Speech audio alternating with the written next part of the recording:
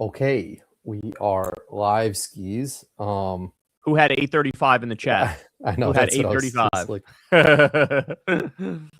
Someone had 833. I want to be right, wrong. No, by the way, it was my fault this time, guys. I think Corin was ready at 830.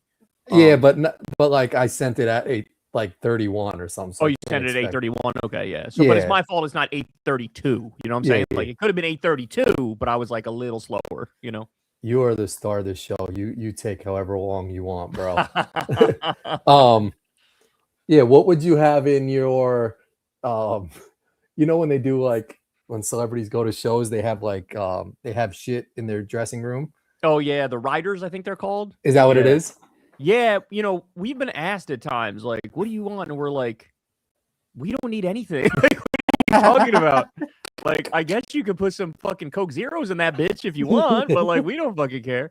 Now, you know what's funny? They do there are a bunch of prima donnas who do ride up on some late shit. Like Lindsay Lohan famously did that when she was like going through her wild phase. Right? Well, she showed up late to like some shit she was supposed to be at. She showed up hours late. I heard The Rock too is terrible. The Rock is like, he does movies, but he'll like show up like 4 hours late to set. And everybody's like, what the fuck, bro? We're on the clock. Like, this is fucked up. Yeah.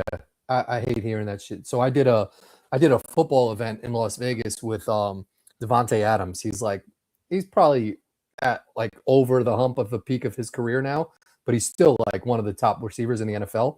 It was at some popular sneaker place in Vegas, and it was a party for him. And like he was showing up and being the guest appearance. Same shit as The Rock. Yo, he showed up like 3 hours late, and there was mad people waiting. And he came in that bitch like he wasn't 3 hours late. And it was like, God, bro. No. If you're gonna show 3 hours late, you gotta hit us with some OD apologetic shit, buy some sneakers for people or something. But you can't just walk in that bitch like you did nothing wrong. Did you see Allen Iverson showed up late to some shit that was for like disabled kids or something like that? Really? I saw this like months ago. Apparently, he says that like his people told him that it was supposed to start at the time he showed up or whatever. I don't know. He contests like that he was as fucked up as it looked like he was, but it was on some like disabled kid shit or like Make-A-Wish Foundation shit. And he shows up and they were like, he didn't even say anything to anybody. He just left right away. And like, my thing is, bro, I don't fault if you're like an antisocial person and you're like an introvert, I don't fault you, but like, then don't agree to do the shit in the motherfucking first place, you know? Yeah. He seems like the type of dude. Oh, my audio's fucked up. I thought yours was fine. Corin's audio. Oh, maybe they're hearing something different. I don't know. But my shit sounded good. I don't know. I can hear you. Allen Iverson seems like the type of dude that it's like he doesn't care about anybody else. But if he fucks with you, like he'll fuck with you. But I don't know. He just seems like the type of dude that he'll show up on his terms. He'll do shit on his, you know, like, so that doesn't surprise me that happened. And then after the fact, oh, people are saying it's better. Okay. After the fact, I think I don't know if he doubled down or people were like roasting him saying that like he was disrespectful and shit like that. But like he's almost onto some Jedi shit. Like he never responds to this shit and he just keeps going about his business. And so it's almost like people forget about it, you know? So it's like if he doesn't respond to it or if he just doubles down is like, nah, I'm Allen Iverson. That people are just gonna fucking respect it for what it is. And which I kind of respect, but if I was there, I'd be a little bit more tight. Yeah, and there's like I feel like there's a lot of celebrities who do the exact same thing, you know? So like you can't really get mad at any one in particular because it's like 72 of them do the exact same thing. So how are you going to be mad? They all show up late. They're all like short at these events where there's a line and people take pictures with them or they sign autographs or whatever. But yeah, like, I don't know, just don't, like I said, if you're that type of person where like you really don't want to do any of that stuff, then don't do any of that stuff. But I guess a lot of these people, you know, take up those gigs because they need the money, you know, like they probably get paid a bunch to show up to some shit. And so they just show up. But like, if you're paid to do it, then I'm sorry, you got to go in that bitch with a smile on your face and you got to like pretend like you're having the time of your fucking life, you know? Yep. Let me see. Let me unplug my fucking shit for a second. They're saying my shit. Why your shit's still fucked up? I don't know. Why do I hear him fine, everybody? I hear Corin perfectly fine right now. Yeah, I don't know, man. I hear you totally fine. The audio is messed up. Everybody's saying the audio is crackly.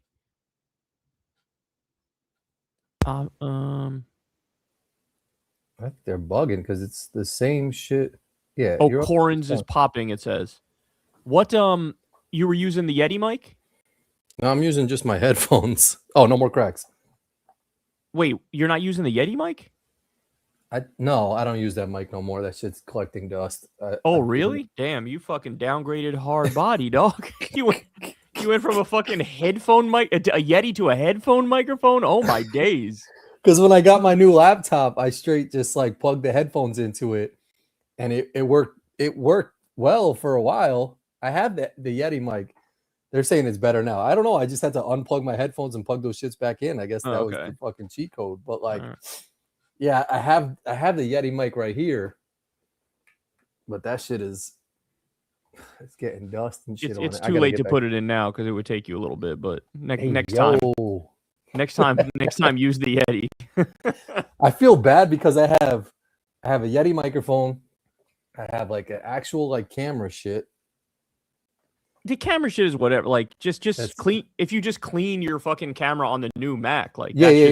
Look crispy as fuck. No, like, but that's what said that to me. Like just clean the camera on this and lens. You're good. But the mic makes a difference because the Yeti mic is way crispier than whatever the fuck that shit is that you're using. Damn, now they're saying it's crackly again. Well, whatever. I don't give a fuck because I could hear Kyle. So hopefully, no. Like... If it's crackly and it's causing a problem, then just unplug. Don't use that mic. Just use the mic on the laptop. Then, is that what you're using? The mic on the laptop, or you're using the mic on the headphones? On the headphone joints. Okay, then just use the mic on the laptop. Unplug the headphones completely. You know what I'm saying? Oh, people are saying you need to close your other apps. That's what you need to do. No, I got no apps open on my shit. There's nothing else open? No. I have like no, I have nothing open. Oh, somebody's saying it's crackling on mine? Oh shit. Are you fucking serious, y'all? All right, I mean, look, I could try to switch my shit. Hold up. Oh, it's way better now. Okay, that's better. What's better? I don't know. I guess it's better. Corin sounds good now. Yeah, but what about me? Is somebody saying my shit was fucked up? Is my shit good now, bro? Corin sounds good now. You may just have to restart. Kyle has pops. Okay, let me do not the I'm not gonna do my Shure. I'm just gonna go to my fucking laptop. You know what I'm saying? Audio, MacBook Pro built in. All right, I know I probably sound worse, like in terms of not as smooth, but I probably don't have the crackles anymore, right, y'all? Hello. Kyle is good now. All right, so let me put these shits back in because I think they got Sharp Dresser 2 sound good now. Corin sounds good. Kyle sounds slightly laggy. All clear. Sucks, but it's worth trying to fix audio real quick. Oh no. Quit listening to everything the audience has to say. You're good, Kyle. Bro, you weren't crackling. So people want me to go back to the other one? God damn. Bro, what the fuck? You were better before. It's good. I think they just had I could go back to the shit again. All right, fine. Fuck you guys. I think they had a Reddit thread to just mess with us tonight. It's weird. No. It's weird because one person will say it's good and then one person will say it's worse. Testing. How's that? That sounds good to me. Yeah, but it might be crackling. Whatever. All right, whatever. Yo, how long have we been doing this? And I don't think we've ever had a perfect game ever, bro. Where we're like, but Kyle's laggy, but the other audio sounds better. Whatever, who cares? Oh, if I'm just laggy, I'm laggy. That's just the internet. There's nothing I can do about that, bro. You know what I'm saying? Like people saying I'm laggy. I can't help it. It's the internet. What am I supposed to do? Oh my goodness, yo. Okay. Anyway, what we talking about? But you would think, whatever, 13 years later or some shit, that we'd be like more advanced in technology, that like we would just be good. This technology you mean? Yeah, just in general, I think it's the internet, bro. I think it's just the internet. You know. So your rider. My rider, I would ask for one shit. I would ask for just gummy bears in my bitch. Oh yeah, I can't ask for anything. It just feels so, I don't know. It feels so like full of yourself to be like, Yeah, it's I kind of like demand this. It's like, who cares what you demand? Fuck you. Bring it yourself, you know? I don't, was it like Kevin Hart or something that someone once, I forgot what it was, like asked for something and it wasn't in there and they flipped out. I feel like it was like Kevin Hart. I could definitely see that. I mean, he supposedly, I saw some shit this week that he cheated OD on his wife like a trillion times. Have you heard that before? Oh yeah, that was like well known. I think it's better now. But that was big time news for a while. You know, Really? I saw him, right? And I asked him for a picture and he kind of turned me down. For real? That's like the only person who's ever turned you down. Yeah, I was like this close to him. And I just hit him with like can I get a quick picture? And like he didn't like his eyes were bloodshot. He must have either been out from the night before or had smoked like a blunt or some shit. But like it was early. It was like 9 o'clock in the morning, and his car had just gotten back to his hotel. So I'm assuming he was just still out from the night before. But I asked him. He was like in the lobby door of some shit that I was at, and he was like, he kind of hit me with like a and like just kept walking. Damn, that's crazy. Because you're batting like you're I like know. 98 for 100 in terms of celebrity pictures. You know? I know. I was kind of like because I just got Meta glasses and I was like gonna wear them because I was doing this event where I had to like shuffle people from New York City to the against World those Cup. things, dog. Really? OD against them. Absolutely. I just like I'm in my mind, I want to use them to make content. Like I want to go to a restaurant and not have to pull my phone out and like, you know, hold it like this and just put the glasses on and like just record. But I haven't done that yet. But I've used them to golf. You can't see the golf ball. Like I haven't found a good purpose for them yet because I've still just taken my photo out to take pictures of my daughters and stuff like that. Like you can't really get them wet. So like wearing them on water or some shit. But I don't know. They're kind of cool to me. But like everyone's like doing content now, so it's like it's just easy to have them on. You know? Yeah, it just feels like it shouldn't be legal. That feels like it shouldn't be legal. You know what I'm saying? Yeah. Like the immediate thought people are going to have is like, are you recording me? Like, why are you recording me? Yeah. You know? And that's like, you don't want people to feel that way. You don't want people to feel like you're putting them on blast immediately, you know? Corin, you're never going to make videos. People are fucked up tonight. Yeah, there's this one guy I watch. He's like a watch guy. He goes around and like, if you have a nice watch on, he'll say like, hey man, like I love your watch. He's like Ziv the watch guy. He's like I think he's like a Hasidic Jew guy, and he's usually in Miami, and he finds people with nice Rolexes, and he rolled up on this guy at the airport and was like, hey man, like I love your watch, and the guy was like, whoa, hold on, put the phone down. Like what are you doing? And then you could see that like he puts the phone down, and they must have had a conversation of like who he was, how many followers and shit he had, and then he like let him record him. But to your point, like, yeah, you kind of like gotta ask before you record people. But then I also follow this other guy. He's like Long Island auditor or something, and he'll just go to like public places and he'll start recording and wait for like someone to be like, hey man, you can't record in here. And then he'll be like, no, I'm an independent journalist doing a news story and I'm allowed to record in here because of the First Amendment and this and that. And that's like the content he gets is the people that like start getting upset and like, but technically, I guess you're allowed to record anybody out in public, you know? Yeah. Yeah, I guess you are. Like, it's not illegal to just record in public, but the first thought everybody's going to have when they see somebody with those glasses is like, oh, you're using that to beat off. That's the first thought. Is like you're getting some creeper ass shots and then you're jacking off later. The second thought is like you said, here's somebody making content, but like 90% of the time somebody's making content is like you're streaming to 17 followers and like nobody watches your shit, which is weird in and of itself if you're like recording everything but like nobody's watching it. Yeah. You know, I'm still embarrassed if people ask me, what do you do for a living? I'm still embarrassed to be like, YouTuber? No, don't tell me that because like, you're the person that has made me believe. I tell people now, I'm like, Kyle says it's okay now to say you make YouTube content. So I don't want to hear you say that. Embarrassing. It's still embarrassing though if somebody asks you, because if you say that, their first thought is if they don't know you already, their first thought is going to be like, oh, that's cute. What do you actually do? Like, what's your actual job? You know what I'm saying? Your shit broke up. Oh, dinky winkies. Really? Is my fucking thing that bad right now? You there? You hear me? Oh yeah, now it's good. Yeah. Damn, I guess it's just the whole problem is just my fucking internet is bad. You know? Well, now it's good. It'll go bad again at some point. Yeah, that's true. But yeah, Yeah, no, you were the OG who told me like, no, kids grow up now and say they want to be YouTubers. And yeah, it's fucking kids. true, bro. Kids, Yeah. but anybody who asks you what you do is usually older, and then you're That's like, true. I'm a YouTuber or I'm a podcaster or whatever. And most of them, if they don't know who you are already, they're going to be like, that's cute. Like, what do you really do? Like, what's your actual job? You know what I'm saying? So it just Yeah. feels like I usually say, if I'm trying to not embarrass myself, I'll be like, oh, I'm in news or like I'm in politics. I say something like that, you know?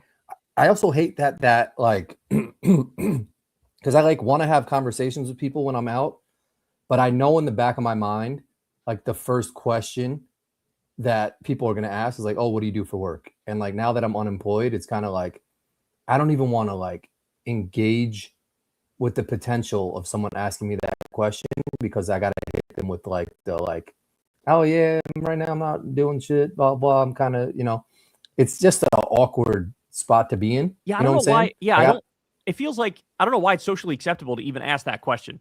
You I know, know. it feels like too I know. invasive. It almost feels like that's on the same level now. They used to say never talk politics or religion, Yep. and it feels like that's at the same shit now, where it's like don't ask somebody what they do because you like I know. they could feel weird about it. They might not want to share what the fuck they do. You know? Yeah, but it's like the perfect segue question, almost as like what's like oh, how's the weather or some shit. Like it's such a easy question to Yeah. start with. I feel like there's no other But it packs a punch. starting Though. ground question. It packs a Yeah, punch I though, know. where people don't realize it. It's like, what do you do? And like 90% of people, if they're being honest, they'd be like, something I don't want to be fucking doing. Thank you very much. Yeah, You know, exactly. like, what am I doing? Wasting my life. How about you? You wasting your life too? Like that's the reaction, you know? Yeah, I know that shit sucks. But yeah, so no, before we got on air, I said I liked seeing the background of where you're sitting because Jon Stewart was looking at the same shit. So like I'm kind of like 2 levels of separation away from Jon Stewart. And he never really answered the question of, him wanting to run for president. Oh, his non-answer was an answer. He is not interested. He feels like I feel about it, you know, like no, I'm not doing that shit.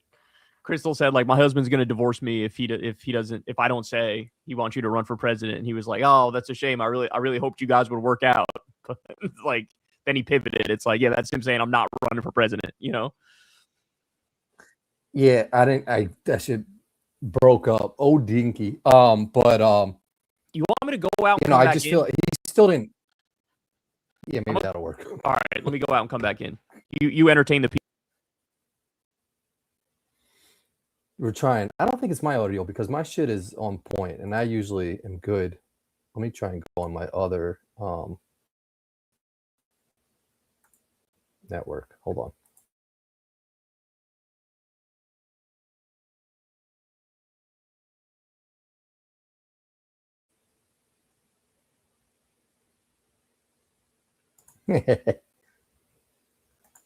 I got you, Big Mouth. I put on my good internet, so hopefully it's Kyle. It's me? No, it should be better now. Because I was on my bad internet. Now it's fine. Okay, so let's see when Kyle comes back in if he's good. It's definitely not good. Yo, I have good internet, QC, man. Hold on.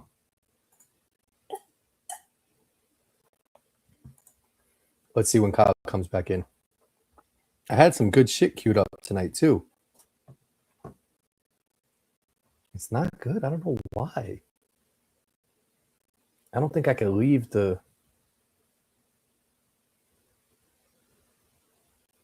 Damn.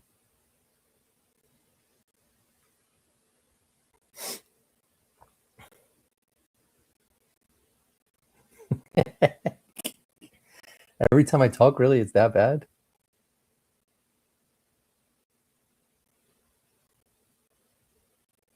Oh my gosh. All right, let me... I don't know how I can leave the stream, though, and not lose all this joint.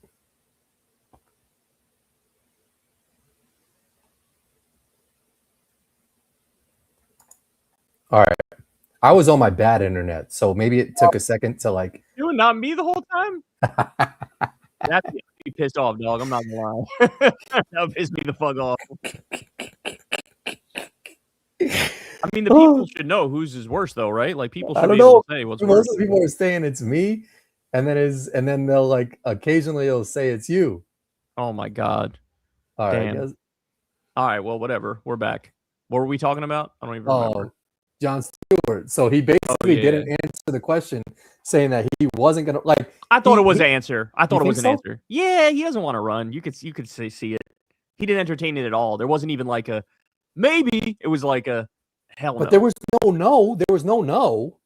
There was no no, but his body language and what he said indicated no very strongly. You know what I'm saying? I don't know. I kind of disagree. I feel like there was still a percentage of him that was like, people have been asking me, like, this is internal thoughts of like, people have been asking me, I've been hearing the chatter. I'm not going to say no to it, but I could maybe get swayed somewhere along the way to throw my hat in the ring. See, Crystal said, my husband will divorce me if I don't tell you he wants you to run for president. And his response was, damn, that's a shame. I really wanted you guys to work out. As if to imply, like, I guess you're getting divorced, you know? So I read that as like, I'm not going to fucking run, you know? Yeah, I guess. All right, I got a couple things here I wanted to ask you about. I didn't really know who she was, man, but apparently she was a big deal in like the actress world. But this girl passed away. Did you know any of her stuff? So I didn't, but she was. I also noticed that she was like a relatively big actor, all things considered. And then I also saw that, what was it, like last year she came out and basically talked about some Epstein type shit where she was on a boat and when she was 18 and somebody who she trusted, another woman, like took her to like some room in the boat, and it was like this old British rock star, she said, who was basically sitting there with his dick out. Whoa. And she was like, oh, I felt dirty and disgusting and I ran and hid, basically. So she told that story like last year, and then now she's dead. So some people are conspiracy posting that like, oh, it's like she got killed type shit.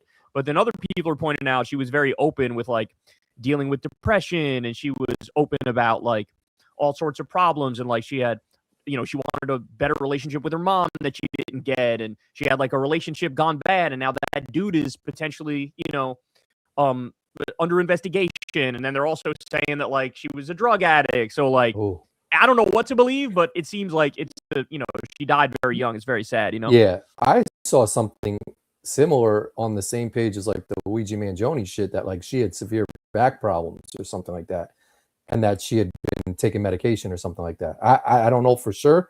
That's the most recent shit I saw, but like, it's scary that like when you have, because low key, like my back's been hurting too, and I'm 38, and like I'm trying to like go to the sauna and the steam room and shit like that. I would never take like any medication for it, but like some people have it to a point where it's really bad, and that's where Mangione's shit was, where he was like, you know, like to a point where he had to kill another dude because his shit was that bad. So hopefully it wasn't that, where it's like she was over medicated or something. Sciatica is nothing to fuck with, man. Crystal had it for a little bit, and it was bad. Like, it makes it so like you can't do anything, you can't think straight, you have no patience because like you're just in pain all the time. So I would say to you, I don't know what kind of back pain you have, but the kind of what Crystal did, which ended up really helping her, is that for a lot of people when they have back pain, what they have to do to make it go away is strengthen their core muscles so that it supports your back better. So you might have to start doing all sorts of like core exercises so that your back is better supported by the muscles around it. That seems to help a lot of people that have back pain. Yeah. I guess that makes sense. Also, like I've noticed like on the lower half of my, like, I thought my appendix was gonna some shit too, but then I had realized that like I had just been using the row machine and like that motion of my legs and everything going. And I asked someone whose like cousin had it's like appendicitis, and he was like, his eyes were rolling in the back of his head. He looked like he couldn't, you know, he like almost passed out. He was like, he couldn't even stand or walk. So like, you definitely don't have that shit. But like, my appendix felt like it was fucking hurting like a motherfucker. Well, if there's any like if you did anything physical that could even somewhat explain the pain you have Yeah. at this age, it's the physical thing. You know what I'm saying? Yeah. Because I've noticed that too, where it's like, damn, this thing is really hurting. And then I'm like, damn, is it like, am I having a heart attack or whatever? And then it's like, no, I remember the other day I tweaked my shoulder when I picked up some shit that was heavy. Like, it's always going to be the physical thing, you know? Yeah. But yeah, that was sad. I don't know how old she was, but like, yeah, I looked up her movies and like she was in A Bug's Life. Molly knew her. She was in Remember the Titans, Bring It On. But like the new Bring It On. It wasn't like the OG Bring It On. Okay. Yeah. Scream, and then some wow. new shit, Nashville or something like that. But like, it's sad, man. I had one of these things the other day where I was watching TV and randomly it hit me. It was like, it hit me with the OG shit that like I used to think about back in the day. But like, when you die, like you die. Like it's a rap, you know? Mm-hmm. And it like, I was sitting on the couch and I had a moment where I was like, and I've had these moments too in the past where I was just like, it kind of got me sad. And then I was like, I still got a lot of years left life to live. But like, I don't know, man. I had a buddy who just fucking found out he just had cancer. Like, it's just wild shit, you know? Like, and like, we're so young, but then also it's like, we're at the age now where like, if you don't find that you have some shit, it's a wrap. Like, it could be a wrap. Like, we're not young anymore where it's like, oh, you're 14, you'll make it to at least like 37. Like, we're at the age now where if we get the shit, it's a rap skis. Yeah, the passage of time fucks me up too. Like, just I remember now, like I'll look at the date and it'll be like July 15th, your birthday, let's say, right? And then like I feel like I blink and I look at the date and it's August 17th already, and it's like, no, that was not over a month since the last time I'm like mentally registered the time, but it is. But it is like back in the day, you'd be like, oh, what's the date? Oh, it's May 3rd. And then the next time you look at the calendar, it's like, oh, yeah, it's May 7th. Yeah, exactly. But now it's like, oh, shit, that was more than a month because, like, time is just speeding up. And then the other shit that hit me the other day is I was scrolling through YouTube and I got hit with, I think it's called Bright Sun Films or something like that. And it's all about, like, bankrupt shit and defunct companies and shit like that. And they had, like, they did an episode on Nickelodeon Studios in Orlando. And apparently that shit, bro. Apparently that shit stopped being Nickelodeon Studios in like 2005. That far back? But that's what I'm saying. But tell me how I looked at it and I was like, no. I thought that shit was still around. I thought they were still doing their thing. Well, it's funny you say that shit because I got this shit queued up. Nickelodeon really dropped Doug, Rugrats, and Ren and Stimpy on a Sunday morning 35 years ago today like it was no big deal. Bro, 35 years ago. I remember when this shit was like in its prime, like it's shit. Yeah, we were 3 when they dropped it. We were the perfect age for that shit. I remember watching this shit like crazy, bro. Every single one of those shits I watched. You know?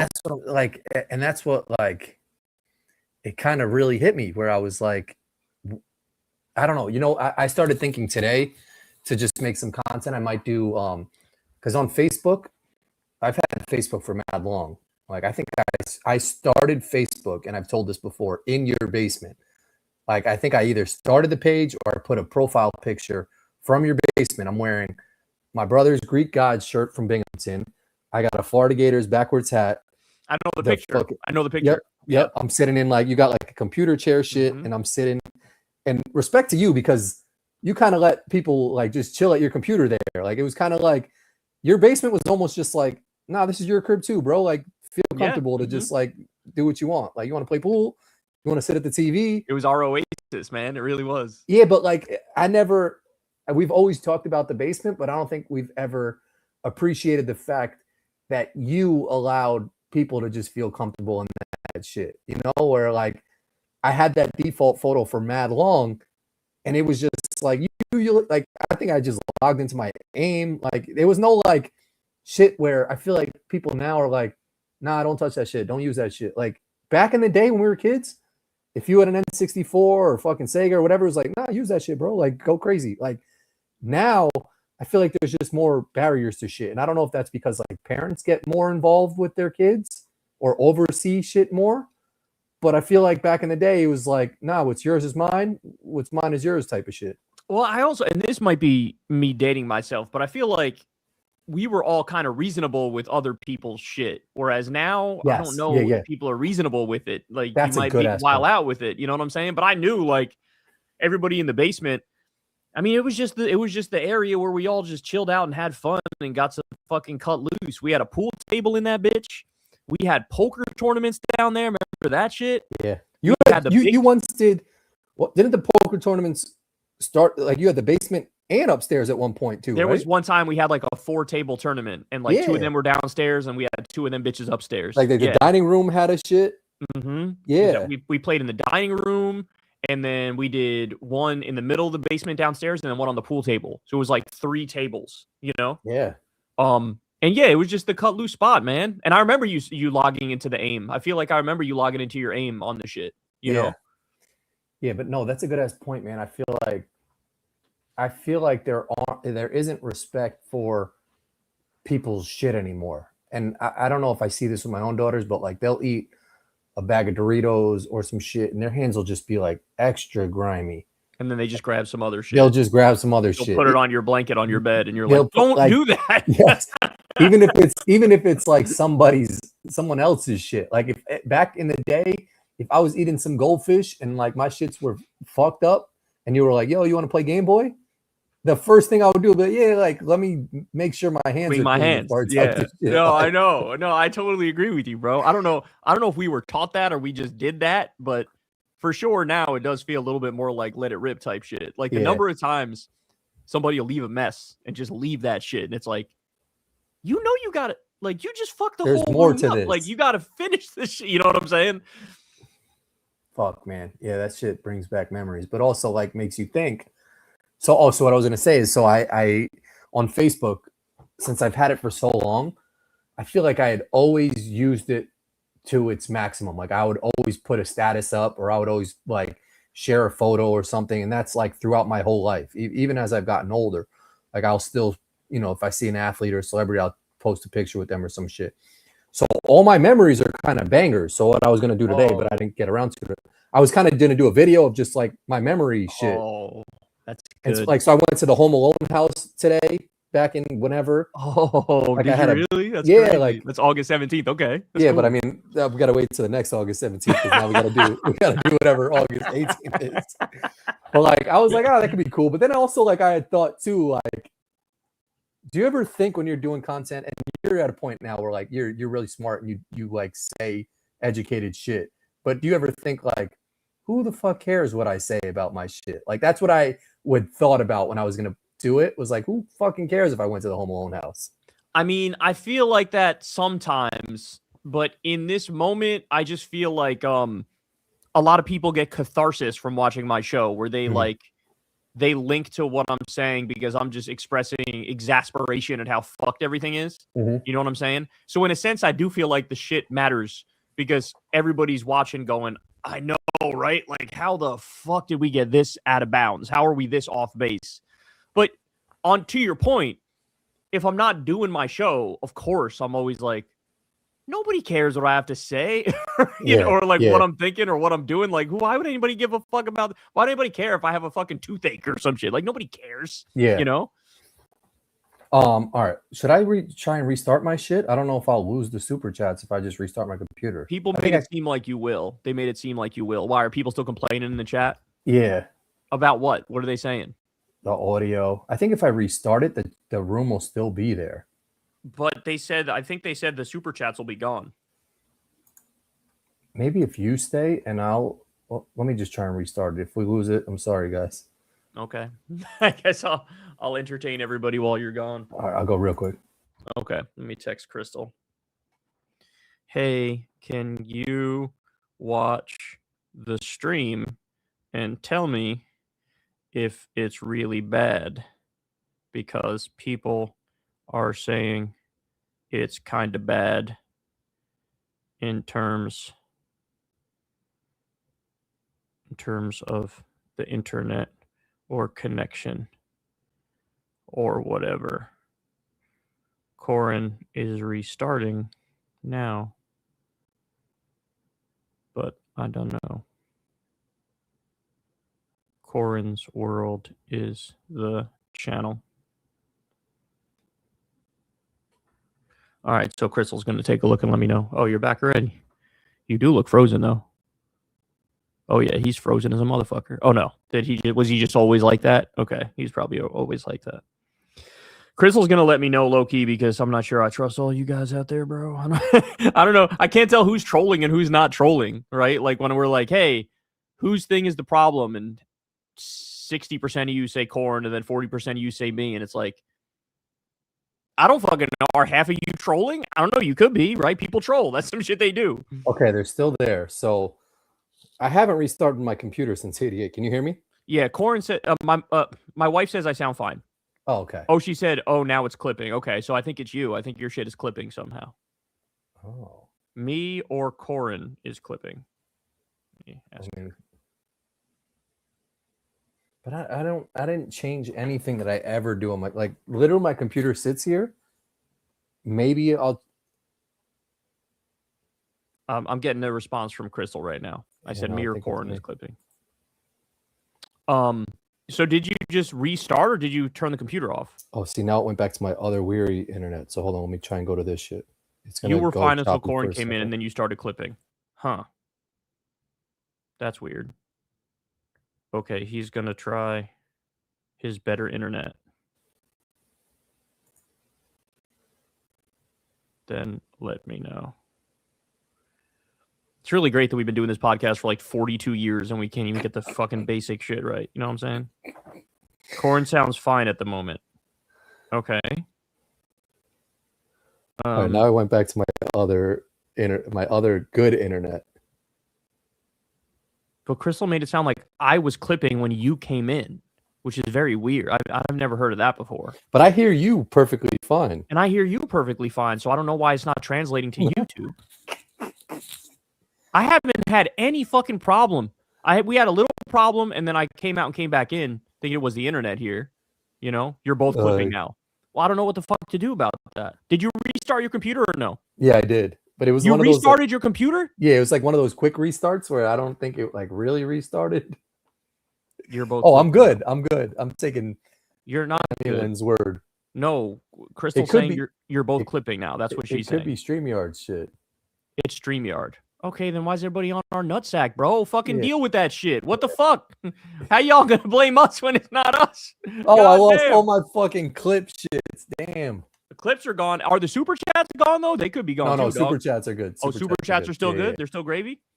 Oh, I had a couple shits I wanted to ask you because I saw one shit that I knew you would have loved. Hold on. And all right, hold on. Crystal says we're both clipping. Yeah, I don't know what to tell y'all, man. If it's StreamYard, it's StreamYard. You know, like you just got to deal with the clipping. Yeah, we got to just rock out. Yeah, my bad. But sort of fuck them for not like if there's a problem on StreamYard, hit us with like a slight error message, like some people experience clipping or whatever the fuck. 100%. Don't make me log out and come back in, and you log out and come back in, and I restart my shit, and you restart your shit, and everybody in the chat is fucking yelling at us. You know what I'm saying? Like, let us know that some shit is fucked up. Yeah. Ooh, I just got a cramp in my foot. Holy shit. I'm dying. Hopefully it's not one of those shits where like you ever get a cramp in your like calf at an unnecessary time where you're not expecting and like it feels like you need your whole leg amputated? Yes. It almost felt like that right now. I felt like my foot needed to be amputated. You know but you stepped on it at the right time? Yes. I mean yes. If you apply pressure at the right time, then it works out, you know. I got one of those one time. Well, I mean, I'm scared one time. Like if your leg falls asleep, can you still properly step? You know, like if you do too like, can you break your leg if your leg falls asleep and you stand up and step the wrong way? Because like your leg is still doing all the shit it's supposed to do, but like I feel like that's a stretch. I feel like it's a stretch. But what I have wondered is sometimes I'll wake up in the middle of the night with my arm asleep. Mm-hmm. But if imagine you keep it like that for like 5 hours where you don't get up and it's asleep for 5 hours. Yeah. What if the blood flow just doesn't come back as like it did? Like sometimes it's taking me 2 minutes of just doing this to get the blood flow back. You know what I'm saying? Yes. That's why when my arm falls asleep and sometimes I'm like, all right, let me try and like swing my arm over like my head to wake it up or something. It also feels like if I do this, I'm going to break my arm. So I don't do that. But then I'm also like, to your point, I'm nervous that I'm gonna like lose function in my arm. I just go like this. I go like this. Yeah, but when you do over. that, it feels like a rubber like band. Like it doesn't feel real. Like you could literally feel the blood start coming back in though when you do this, you know? Like I feel like the more with every pump I do, it feels like the blood's coming back, you know? I guess so. Yeah, it's weird how that's the scary thing where I'll like whip my arm and it feels like it's just like dead weight hanging. And I'm like, but this is the same motion that I'd be doing if I did have feeling in my arm. But the fact that there's no feeling in my arm, like what if it doesn't come back and my arm is just a Rapsky? Like what if my arm is just Jello pudding for the rest of my life? I've definitely gone like at least 3 minutes without getting the feel back sometimes. That's a long time. So I know, where I'm just like desperately trying to get it back, and like slowly it starts coming back, and I'm like, okay, I'm gonna be all right. Yeah. But like at like a minute and 45 seconds in, when I still feel nothing, it's like this is getting dicey, bro. My arm might be cooked. Yeah, I do that when I like your arm literally like has to smack over. I don't know. All right, I got a couple more things, and then let's just get to the super chat. Yeah, I don't know what the fuck's going on. I know. If nobody's gonna watch this shit, if it's flipping the whole time, no one's watching this shit anyway. Bro. Yeah, nobody's watching. We're cooked. If we're clipping the whole time, man, like what the fuck? Bro, Ron, man, bet against the 76ers this year. I'm telling y'all, man, ain't no shot. He's more focused on this. 100%. He's posting YouTube golf videos. He's obsessed with golf. He's golfing all the time. His heart's not in it anymore. Like he's a professional. He's gonna play and he's gonna go through the motions and he's gonna like somewhat be mentally in it as much as he can be, but his heart now is on the golf course and his heart now is on YouTube. I'm telling you right now, 100%, no doubt about it. I could tell I watched some of that video. I could tell by how he fucking did it that like, oh, he wants to do this. Like he wants to do this. He literally wants to be a YouTube golfer as soon as he's done with the NBA. Yeah, but when I saw him do this, I'm a LeBron hater a little bit right now because I feel like now, to your point, I feel like he's just extending his career to stay relevant for like what's post-career, you know? So it's like, all right, I'm going to play, but like, let me do some other endeavors that'll get exposure because I'm still playing. Whereas if I retired, you see this with a lot of athletes. Like once they retire, they're kind of out of the spotlight. Like they don't have that same fame as they did as when they're playing on the court. But you disagree? I only disagree in one narrow way, which is if you're in the GOAT conversation, then you are an exception to that rule. So like when Michael Jordan retired, everybody still cared about what he was doing, what he was up to. When Kobe retired, everybody still cared what he was doing, what he was up to. What Tom Brady's doing, he's doing like the card shit now. LeBron, everybody's going to care what he does because he's LeBron James. I feel like he's only known this his entire life. Yeah. You know what I'm saying? And like, since he's only known basketball his entire life, it's kind of hard to just be like, yeah, I'm going to move on to the next phase of my life. So he's almost like fading out of it, tapering out of it. And like, he's now got all of his ducks in a row for after this season. When he retires, he's going to know what to do and he's going to be happy. I actually think he's going to be just as happy, if not more happy, when he retires now because he's got a new passion and it's YouTube golf. Which shout out to him, bro, because that's a good ass passion, bro. And you picked a good ass passion. Like it is. I also just find it weird because it's like, I think he's trying to convince us he's like good at golf. Like, oh no shot. Oh, you think he knows that he's not good and that like he knows he just started. I saw him play with the Bob Does Sports guys. Yeah, he loves like, that guy. Yeah, he's sort of like he admits like I'm a beginner, you know, like I'm trying to figure it out. I don't know if you saw there was a video of Rory McIlroy who was like, I want to give him a lesson because he's like the best athlete that's ever lived, and I'm gonna get him to use his levers properly, and I'm gonna get him to hit the ball 350 fucking yards. See, that's what's unfair about being a celebrity. Even like I've always thought of this about actors and actresses whose children become actors and actresses. It's like it's unfair that they get to become an actor and actress just because their parents were. You know, like LeBron now gets to get fucking golf lessons from Rory McIlroy because he's LeBron. You know, like it's like give those lessons to some fucking kid in Ireland that is actually gonna maybe win the Masters one day or some shit. Like LeBron could find a golf coach. Like he doesn't need you, Rory. Yeah, I kind of get what you're saying. It's like it's a club, and you're just lucky to be in the club. And yeah, I mean the fact that he's the GOAT, arguably the GOAT at basketball, every door is going to open up to him, right? Yeah. Like he could play with any YouTube golfer he wants. He could have a video with them out this motherfucking week, you know. Whereas somebody else who's a golfer, yes, Corin, that's how the world works. yeah, but that's like he's saying that's not good. I know. And he's right that that's not good. You know, like that's a problem. I mean, even the fact, let's keep it real. The fact that Bronny's in the NBA, like he's in the NBA for one reason. Everybody knows it. If his name wasn't Bronny James, he wouldn't have gotten fucking drafted. He had a fucking heart attack. He had a heart attack. Yeah. Who has a heart attack and averages like 3 points and then goes right to the NBA? Like that doesn't happen, you know? Who gets drafted, no less. The thing that I noticed the most about this, which kind of gave me some hope for my channel, and like, yeah, I mean, yours is thriving and doing well, but like the fact he chose YouTube is like, I think YouTube hasn't even hit its like ascendance yet of like popularity. I think a lot of companies and people are going to switch to YouTube and start going to it more. I don't know. You're more tapped into it than I am, but like, I feel like him choosing YouTube to like get on that platform was like a big deal.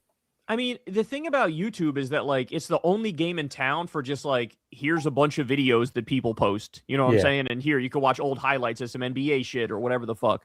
It's like the only place where you just post everything. Yeah. And so like I feel like that's why it's maintained its relevance, is that it kind of cornered the market on just like this is where you post videos if you want to post videos. Now they can't, like TikTok is new and it's like shorter videos or whatever. So they kind of have that cornered. Right, like YouTube Shorts, I guess some people watch, but it's more like TikToks where you get the short videos. Yeah. But like, yeah, they sort of cornered the market of like, this is where you go. But it really has made it so fame is different now than it used to be. Like, there's no more monoculture anymore. I guess you could say there's still a monoculture in this country for sports, which is why, you know, LeBron is so famous. But like the monoculture is like when we grew up, we all watched the same things. It was all the same movies. It was all the same TV shows. Like, yeah. Seinfeld was famous because of Seinfeld, and like the people who were on the show Friends were famous because of Friends, and we listened to the same music. Now it's like everything is broken apart, where like fame is sort of decentralized, where to about 2 million people out there, I'm famous as fuck, but to everybody else, they don't know who the fuck I am. Gotcha. Whereas with Tom Cruise, he's famous for everybody, right? Yep. And so Bron is from that old monocultural world where everybody knows who the fuck he is. Mm-hmm. And now he's bringing that to YouTube, where it's more like bifurcated and decentralized. And so like, yeah, he could do whatever the fuck he wants now on this YouTube channel. If the rest of his life is just making YouTube videos, he's set, you know?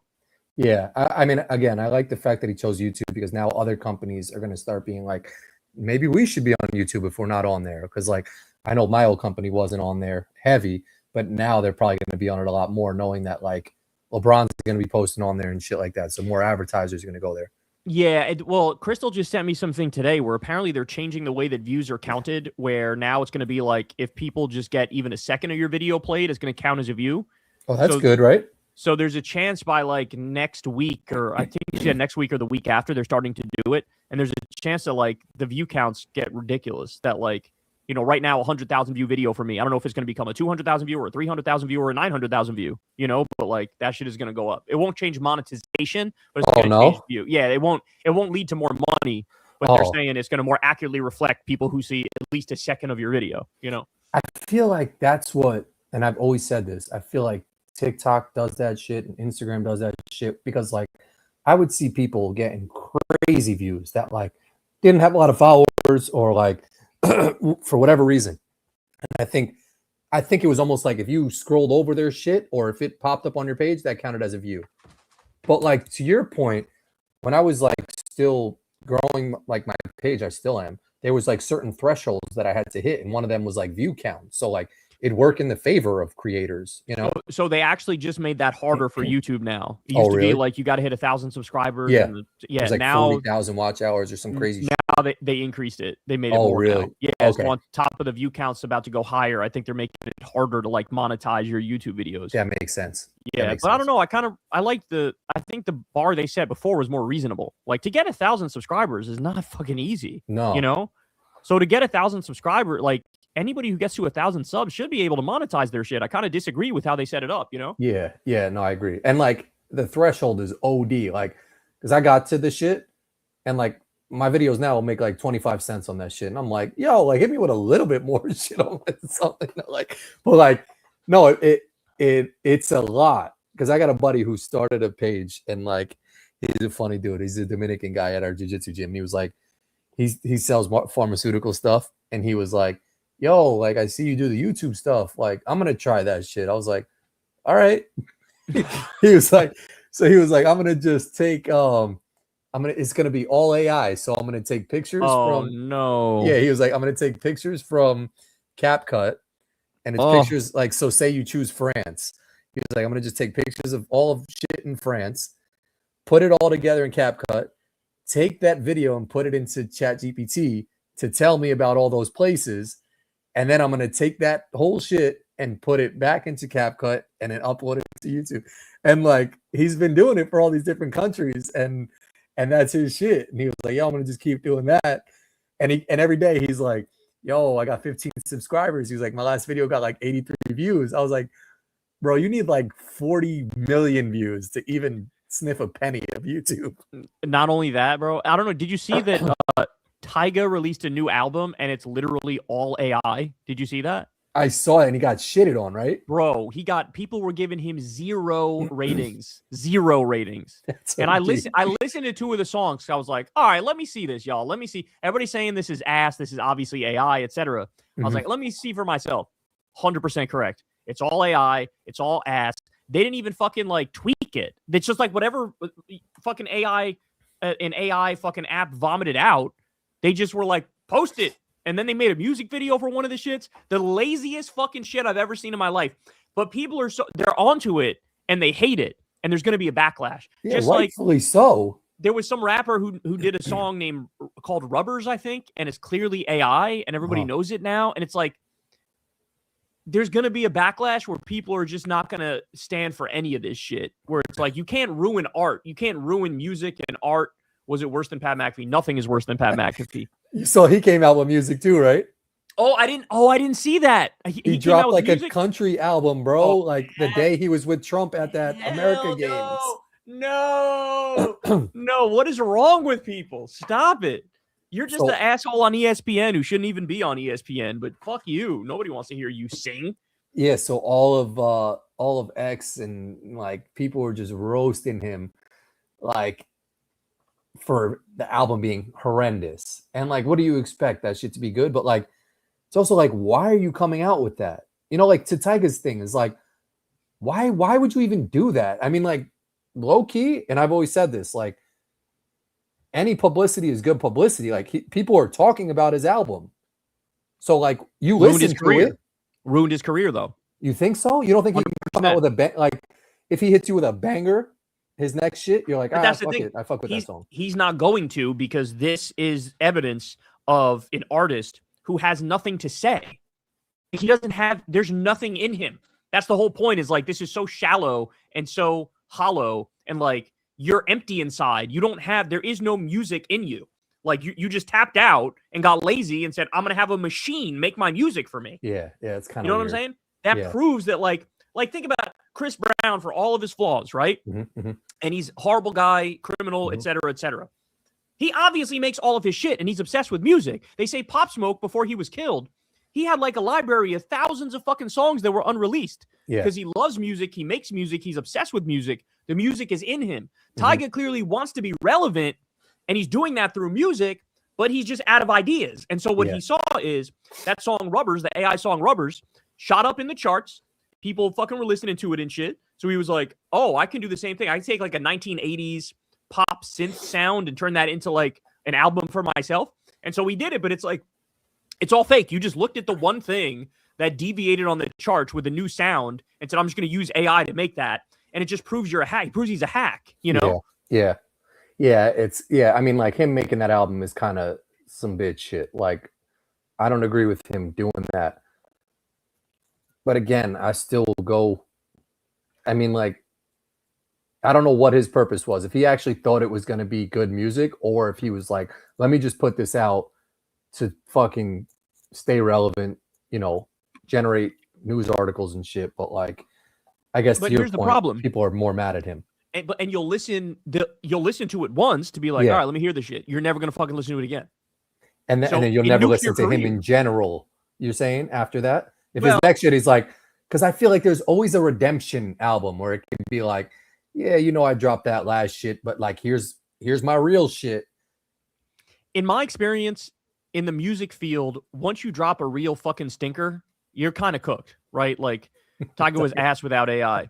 He's ass with AI. What are you Yeah, talking that's about? what I'm saying. He's just ass regardless. First of all, let's just be honest. The only reason anybody knows who Tyga is because of Chris Brown. Okay, Facts. like Chris Brown had Tyga on a bunch of his songs, and like people were like, oh, Tyga, yeah, because Chris Brown made the songs good, and Tyga was like, yeah, he's my fucking emotional support rapper who just says shit, you know? Yeah. But like he's ass with AI and without AI. But like I forget where I was going with that. But my point is like, once you're ass, you're always ass is what I was trying to say. Because think of like Drake. I mean, Drake dropped an album post the fucking Kendrick beef, and like wasn't great, right? No. Like wasn't great. Like once you fall off, you kind of fall off, you know? So I don't see, like, what's he going to do that's true to himself after this album? He doesn't even know what's true to himself. Facts. And that he proved it with the AI album. You would have never released an AI album if you had some real shit to say and some real music, you know? Yeah, that's true. Speaking of that, I just saw a clip. Did you see this? It was an old school video of Beyonce calling Michael Jackson. And she's like sitting on this famous producer's lap calling Michael Jackson. And it's just this creepy, fat, bald, old dude. And he's like, you want to call Michael? And she's like, oh my God, yes, I'd love to, blah, blah. Like, he's like, all right, come here, come sit on my lap. And she sits on his lap and calls Michael Jackson. And like, it's like this unreleased video that's just popped out. But it like, this guy was apparently Michael Jackson's agent for like mad long. And it's just fucking, it's just creepy. I mean, like I saw it. I see it right here. I see it. Michael Jackson on the phone via the Daily Mail. The call was weird as fuck. Anyway, Michael's like, "Hey, how you doing?" Because I guess like she was doing a song over one of his or something. But I don't know why. I mean, like, I don't know why I brought that up, but I just saw that video and it kind of was just industry insider shit is creepy, man. That shit is like, creepy as fuck. No wonder why Beyonce got so famous. Right. Now it kind of makes sense, right? Yeah, but Liz, I mean, don't listen, but check out the Pat McAfee shit because he got roasted, man. Because he dropped it at the same night as that was Patriot games, and he took shit for that too, man. Oh my God. And if you're just joining us now, we're sorry for the clipping. It's not us, it's StreamYard. We tried everything. We both restarted our computers. We've seen the comments. It's clipping. It's StreamYard.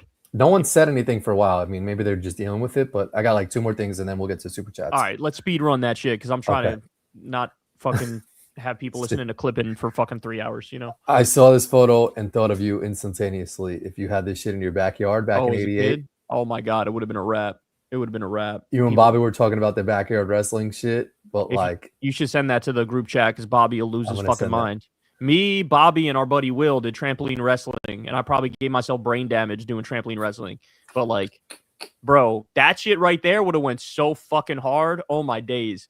This is what AI is for, though, by the way. This is the best use of AI is 100%. Making pictures like this to talk about, you know? 100%. All right, there's that. This shit. I'm not roasting him, but I wanted to know if this is really... Is that really bro's hair? I think that is his hair, but that's, you know, it's a little bit of Edgar Day, it looks like, for Hassan there, because his hair normally doesn't look like that. It's normally a little more like, you know, like chopped in front a little bit. Yeah, or like fluffed up a little bit. It's not the Edgar shit. It's not the Edgar shit. There's no product in it. Yes, without product. Yeah, exactly. It's not the Edgar shit. I mean, it's the Edgar shit. But yeah, it doesn't take much for him to, you know, him to be the best looking man in the room. You know That's what I'm saying. Like, he's such a good looking dude that like I don't know what this video was, but I saw this clip and I was like, bro needs to get a fade or some shit. Bro, I saw a wild video on Twitter. Did you see this? So you know how Destiny hates Hassan and has been going after him like aggressively and like a total fucking hate campaign, smear campaign, like trying to ruin him, all that stuff. Mm-hmm. Anyway, come to find out, back in the day they were like friends and they would like stream together and shit. There's a video that just went viral on Twitter, and I never knew this, of Destiny and Hassan and Andy Milonakis. Remember Andy Milonakis from that TV show? Yeah, of course. Destiny, Hassan, and Andy Milonakis eating in like a Chinese restaurant. Damn, and in the video, I shit you not, Destiny was like molesting Hassan. Straight up. Apparently he was a little drunk or something, and he started like grabbing his chest and grabbing his shoulder and grabbing his neck, and like Hassan was uncomfortable. He's like, bro, like, can you stop? And he just keeps grabbing him. And it got so, it's like over a 3-minute video of Destiny just like continuing to grab Hassan's breasts and like feel his chest and rub him up. This and was Hassan's Milonakis, like, or this was Destiny? No, this was Destiny feeling up Hassan. And I saw somebody on Twitter was like, damn, this whole hate campaign, all because he wouldn't let you suck his dick. That's what it looks like, bro. That's what it fucking looks like. Oh my days. I was shocked. I was like, yo, it all clicked for me. Like, oh my God, maybe that is where the hate campaign comes from. Is that you wanted to suck him off and he wouldn't let you. And now you're like on a fucking crusade. Yeah, that's weird, bro. I gotta find the video and send it to you. You're gonna be amazed. Like I showed Crystal. She got visibly uncomfortable watching it. She was like, I can't watch this. Like after a minute and 30 seconds of him obnoxiously grabbing him all over his body and Hassan like pulling away and being like disgusted by it, Crystal was like, I can't watch this. This is like hard to watch. Yeah, it's also awkward for like Hassan. Like if you've ever been in those positions, it's like because I saw something recent that was like, we're genuinely nice by nature. So like we want to just be nice people.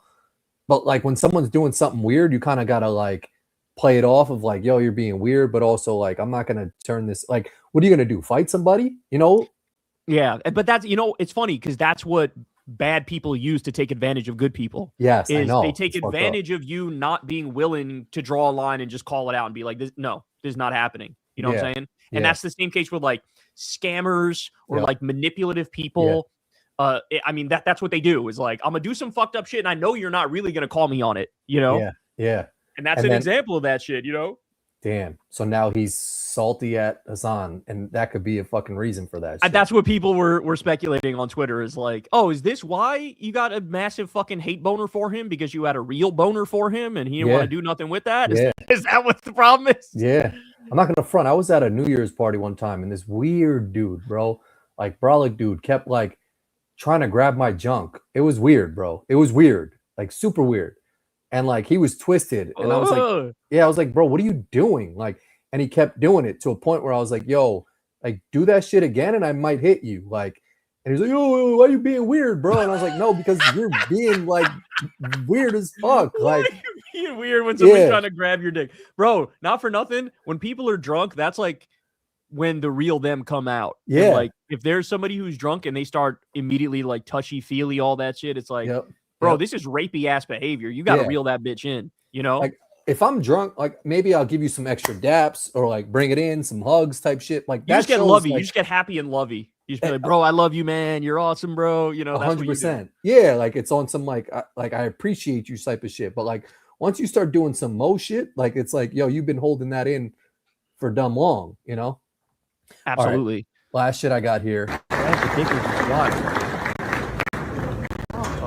I don't know what the fuck that was, bro. He's wearing some shit, right? Like, you gotta be wearing a guard.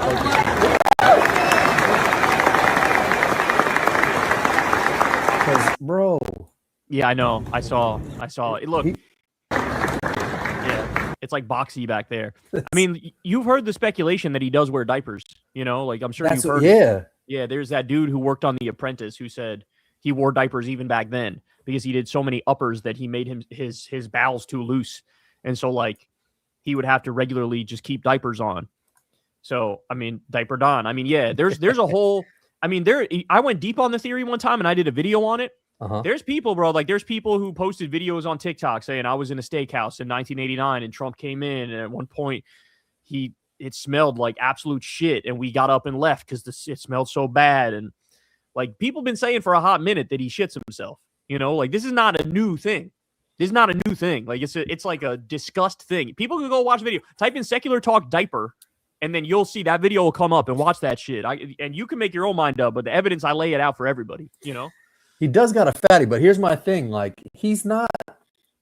He is obese and he's kind of overweight, but not to a point where it's like that. That was like he's wearing some shit. Like you don't put pants on and your pants look like that. It would be the upper abuse. You know, it's either that or like some medical device for some other medical problem. But there's no explanation that's like okay, you know? It's not like, oh yeah, I was just wearing a fucking thing that's kind of square and sits above my ass. Like, no, that's not a thing, you know? I'm not hating on him because there's definitely been moments where like I was like, I wish I kind of had a diaper on because I could just like let it rip in my pants. But I guess you get to a certain age and like he's at the point where it's like sometimes you can't control a little fart. You can't, you know, he eats kind of unhealthy. So like It's not like I'm not mad at him for wearing a diaper if he is, but it's like just admit you are wearing the diaper. But it's actually worse than that because they say it's been like this for a hot minute because of his upper abuse. One of the dudes on The Apprentice said he would, and that's what, I don't know if you know, but this is what happens when you do uppers. Like one of the things, like a cokehead will tell you, like, soon as I snorted a line, the first thing I'd have to do is go and take a shit. Oh, really? It like loosens up your bowels and your ass, and like you take wet shits, and like you're like your ass gets leaky as soon as you do a line, you know? And so like people said, one dude who worked on The Apprentice said he would like snort Adderall and then have to shit himself basically. And I don't know if you remember was it the first or the second Hillary debate, but there was a debate back in the day where he was sniffling the whole debate. He was doing the classic cokehead move, which is like at the end of every sentence, you. Yeah. The whole debate, people did supercuts of just him. Yeah, I remember that. Yeah. And people were saying that before that debate, that was when the grab by the pussy thing came out. Yep. And that's the debate where he brought all of Bill Clinton's accusers and put them in the front row and was like, it was a locker room talk, but you know who actually did bad things to women? Bill Clinton. Look at all the women right there. So he flipped that bitch. But if you think about it, before that, he was probably nervous as fuck. He was like, let me take some shit to help me get through this and help me like be confident.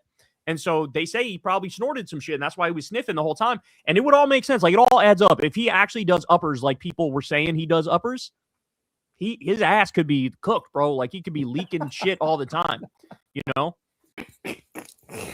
Oh, shout out to him, though, man, because, like, but just admit you're wearing them, bro. Like, and we won't be mad at you. I think you'd get support from me, man. You might get some humiliating. Democratic support if you would just admit that you were just wearing some diapers. All right, let's get to super chats before we fucking lose our internet in this bitch. Yeah. And guys, if it's clipping still, sorry, it's StreamYard. No, I think it's better now. Okay.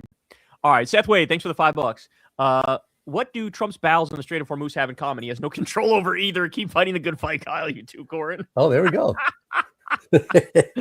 Oh, that's good. You could be a writer for The Daily Show with that, Seth. Appreciate you, bro. Thank you, Seth. Wes, thanks for the $5. Kyle, do you get the impression that Jamie only works for Rogan for an awesome paycheck, or does he actually believe all the BS on the podcast? Jamie definitely has better politics than Joe Rogan. I think there's no doubt about that. Because he's the guy who sometimes unprompted, he'll put a fact check up about Rogan and be like, that's not true. And every now and then you'll see Rogan sort of low-key gets kind of pissed. If like he says some shit and he doesn't want it challenged and Jamie correctly challenges it, Rogan his eyes can sort of glaze over and he can sort of be on some like, why the fuck do you do that type shit. So like, I think Jamie's got better politics and he just, he makes good money. Like Rogan pays him good money. So he's just doing his thing, Facts. Slop Apocalypse, thanks for the $10. Bro, data center David Crowley is cooked. I saw, so the Republicans are calling David Crowley data center David Crowley, which is not good. There was the guy running for Wisconsin governor. He's the Democratic nominee. It's not good. And it shows the Republicans are so fucking, like they have the same position on data centers. David Crowley and Tom Tiffany, the Republican, have the same position on data centers, but the Republicans are just smart and like know how to play politics and hit him over it. So Tom Tiffany's going to make a good run at it. I will say, though, if I still had to predict today who was going to win, I think the blue wave is so strong that I still think Tom Tiffany's going to win. But here's a prediction for you. Oh, excuse me. I still think David Crowley's going to win. Here's a prediction for you, though. I think that Flanagan is going to win her race by more points than David Crowley will win his race by because Crowley's taken some unpopular positions like on data centers. But we'll see. Thanks, Slop. Seth Wade, thanks again, man. Who do you feel are the next lefties to go the way Jimmy Dore did? I came across Sean Wiggs and won't subscribe to Socialist MMA. They put off those vibes. So I don't know who Sean Wiggs is, and I don't watch any Socialist MMA. I know who that person is, but I don't watch any of his stuff. I feel like he's always been sort of Jimmy Dore adjacent, though. Yeah, I don't know. It's a good question for, this is a better question for the Vanguard, who's like really in the streets and watching like all of the left-wing online content, because I'm sure they could ring off like 3 or 4 names immediately. Like this one's going the way of Jimmy Dore. That one's going the way of Jimmy Dore. But yeah, it is a thing, right? Like it's a thing when you go to the left and then you go so far to the left that like you just stop criticizing Republicans and only criticize Democrats for not being good enough. And then like you weirdly horseshoe back around and end up like de facto supporting the right. It's a thing to watch out for real, because like you just sort of like, it's like a brain disease almost, and it happens to so many people. It's very unfortunate. Thanks, Seth. Diego, thanks for the $20. Kyle, you have admitted to being late on seeing Joe Rogan for the right-wing political operator he is. Will you say the same for Glenn Greenwald? Him saying that MTG deserves credit for seeing AOC correctly must cross that line. Yeah, I mean, look, Greenwald has said a bunch of things over the past however many years where I'm just like, come on, man. that's what was the other one? There was one other one that just happened. It wasn't the comment you're talking about was bad. But there was another one that he said. I'm blanking on it right now. But yeah, I mean, to go back to the conversation we were just having, he has a little bit of that in him, right? Like the Jimmy Dore thing where it's like, it's like a horseshoe theory type thing where he gets so hypercritical of Democrats that like the Republicans sort of get a de facto pass. He's been a little better recently on that. Like at least he'll criticize Trump more aggressively than I feel like Jimmy Dore does or a lot of those other guys do. But yeah, I mean, his politics are definitely different from my politics. He knows that. I know that. But I'm, part of the problem is I'm kind of biased. I know Glenn and I like Glenn personally. And so, he's almost, I guess he's fortunate in the sense that, I don't crusade against him because I have like a soft spot in my heart for him. But yeah, in terms of his politics and my politics, they're totally different. Oh, he also went after the Vanguard the other day in a totally unfair way, in my opinion. Yeah, it was totally unfair because he does this thing where it's like, these guys are just Democratic hacks. And it's like, or Glenn, they correctly see in this moment of rising MAGA fascism that Democrats are objectively superior to Republicans. And like, that's the only honest position to take if you're actually on the left. And so, it's sort of bullshit to go after somebody on those grounds, but that shows how he thinks about it, right? He's doing that thing where it's like, you're not allowed to just earnestly support Democrats over Republicans because you must be a hack. But if you inadvertently help Republicans with all of your commentary, that's not hackish somehow. It's like, I don't know. That seems hollow and spare me on that shit. But yeah, saw them feuding and that was unfortunate. But I got to see if the Vanguard fired back. I'm sure they did. No, they hit them with the OT. Like, I saw all that, but I'm not going to read all it. But thank you. Oh, really? Like whatever that, that shit I'm talking about. It's like I do know what you're talking about. I almost feel like that was them being like kind to Glenn. Yeah, they definitely read this shit and they definitely did comment on it, but like it wasn't. They didn't do a segment on it. They didn't do a segment. Oh, I don't know about the segment on it. I just saw that response. It was like because if they wanted to, they could do a segment where it's like, here's 48 things you said that were wrong and like way too pro-Republican and way too anti-Democrat, and they could do that. I don't know if they do that, but they could do that. Yeah. And I guess we'll have to wait and see, or I'll have to wait until I do a. Would Glenn ever come after you, or did he ever come after you on some shit? He's disagreed with me before. Like, he said, he called me out. I made a comment where I said the worst Democrat is better than the best Republican. And he did a thing where he added it in his repertoire to be like, look at this fucking ridiculous comment that this guy made. And so he came after me a little bit, but he's never been disrespectful to me. Like I know deep down in his heart of hearts, he wants to say to me what he said to the Vanguard. He wants to say to me like, Kyle, you're a hack. You're a Democratic Party hack. And you're a loyalist. You could probably get him back and so fucking good. You regressed it. Like, I'm sure he wants to say all that shit to me, but I think just because of I like him and he likes me, and out of respect for our previous relationship, there's like a like kind of a detente between us. Yeah. You know what I'm saying? Yeah. Like, I'm not gonna do a fucking segment just going after Glenn Greenwald. I'm not petty enough to do a segment going after Glenn Greenwald, but like, obviously there's major differences between us. You know what I'm saying? Yeah. He knows that. You I know that. him a lot too for other shit too in the past. What did I defend him for? I don't remember. That video that came out, like I said some shit and you were like, yeah, he can do whatever the fuck he wants. Oh, you're talking about like the sexual one that came out that leaked on him? Yeah, no, I mean that was fucked up what they did to him. Like, who cares? 100%. Whatever fetish he's into is whatever fetish he's into. You know what I'm saying? Facts. Yeah, no, you're a real one for rocking with him. Yeah, I mean, what the fuck? If somebody put out, here are the positions Kyle likes. Like, I'd be like, why are you putting out the positions I'm into? Like, that's fucked up. You know what I'm saying? And then, fuck it, I'm into those positions too. Like, oh, thanks, Diego. Flowers and Benucci, thanks for the $5. My parents are telling me to start putting money in a Roth IRA, but with the global economy about to tank, is that just a terrible move to make now? I mean, Roth IRAs are relatively conservative by nature, so no, it's not a horrible idea. But I generally avoid the market almost completely. I think I have a Roth IRA, but that's all I have. I'm not an investor. I don't, because I feel like it's all bullshit. It's all gambling, right? Like, and by the way, that's what they're doing now is a lot of the apps are putting together like betting in the market. So like investing with sports gambling in the same apps, which is just letting the world know like, yeah, this is all gambling. But relatively speaking, a Roth IRA is a very conservative thing. So, that's not the worst thing in the world. Like, you're at less exposure with that.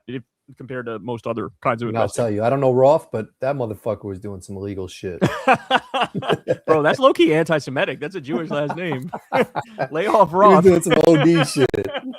Fuck Roth. Joshua, thanks for the $5. Did you see Oliver Larkin go on that interview with Glenna Milberg, the local 10 host in Florida, who showed the world she's a genocidal denier? Yeah. I'm going to cover that tomorrow, so tune in tomorrow. And by the way, if you're in Florida, go vote tomorrow for Oliver Larkin, if you're in his district, which is Florida 25, for Elijah Manley, who's running against Debbie Wasserman Schultz, and for Angie Nixon, who's running for the Senate.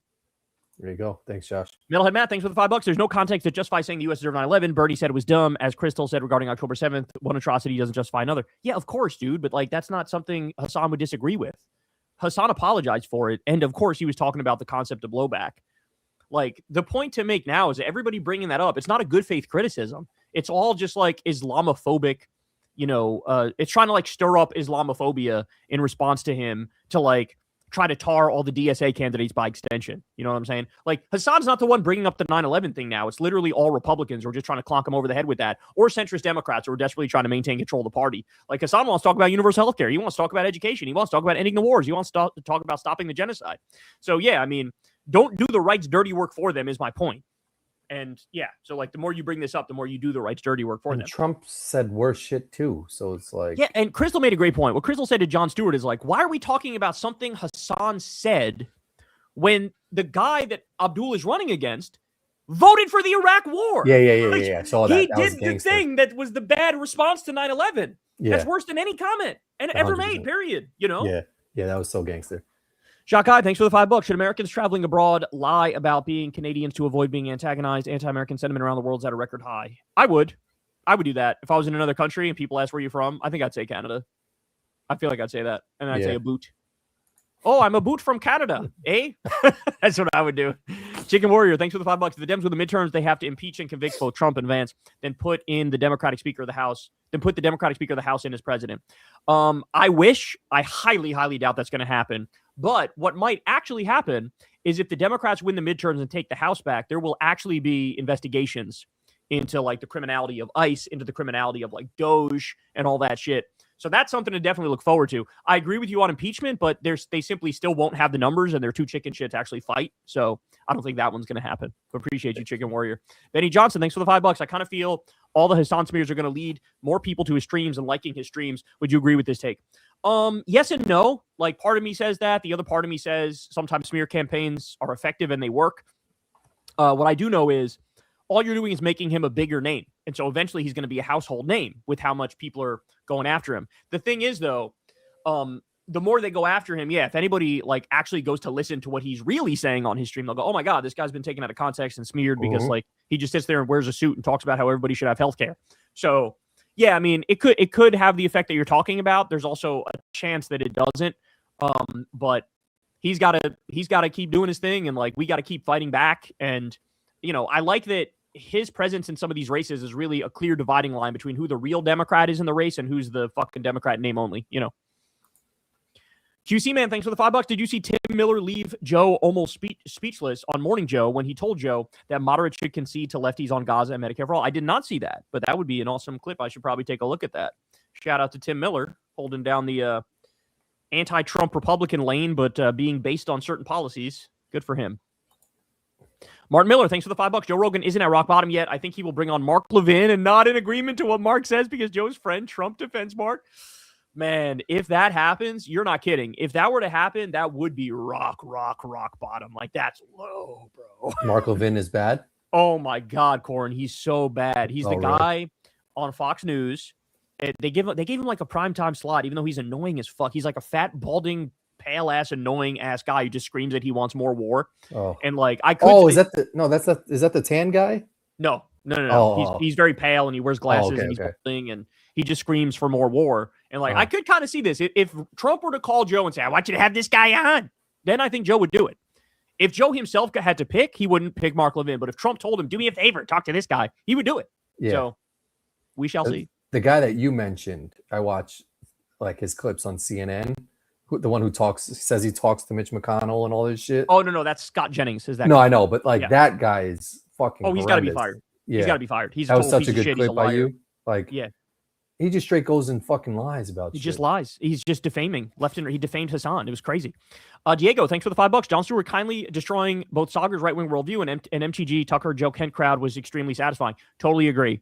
You know, people point out it was a little unfair, not on purpose, but it was kind of unfair because it was 1 versus 2 in that debate. But I mean, he got taught a lesson, right? Saagar got taught a lesson, like, hey, you were wrong. Be more humble, and these people are full of shit. You know. But that part of the lesson is probably not going to land. This is who I see. You know this guy?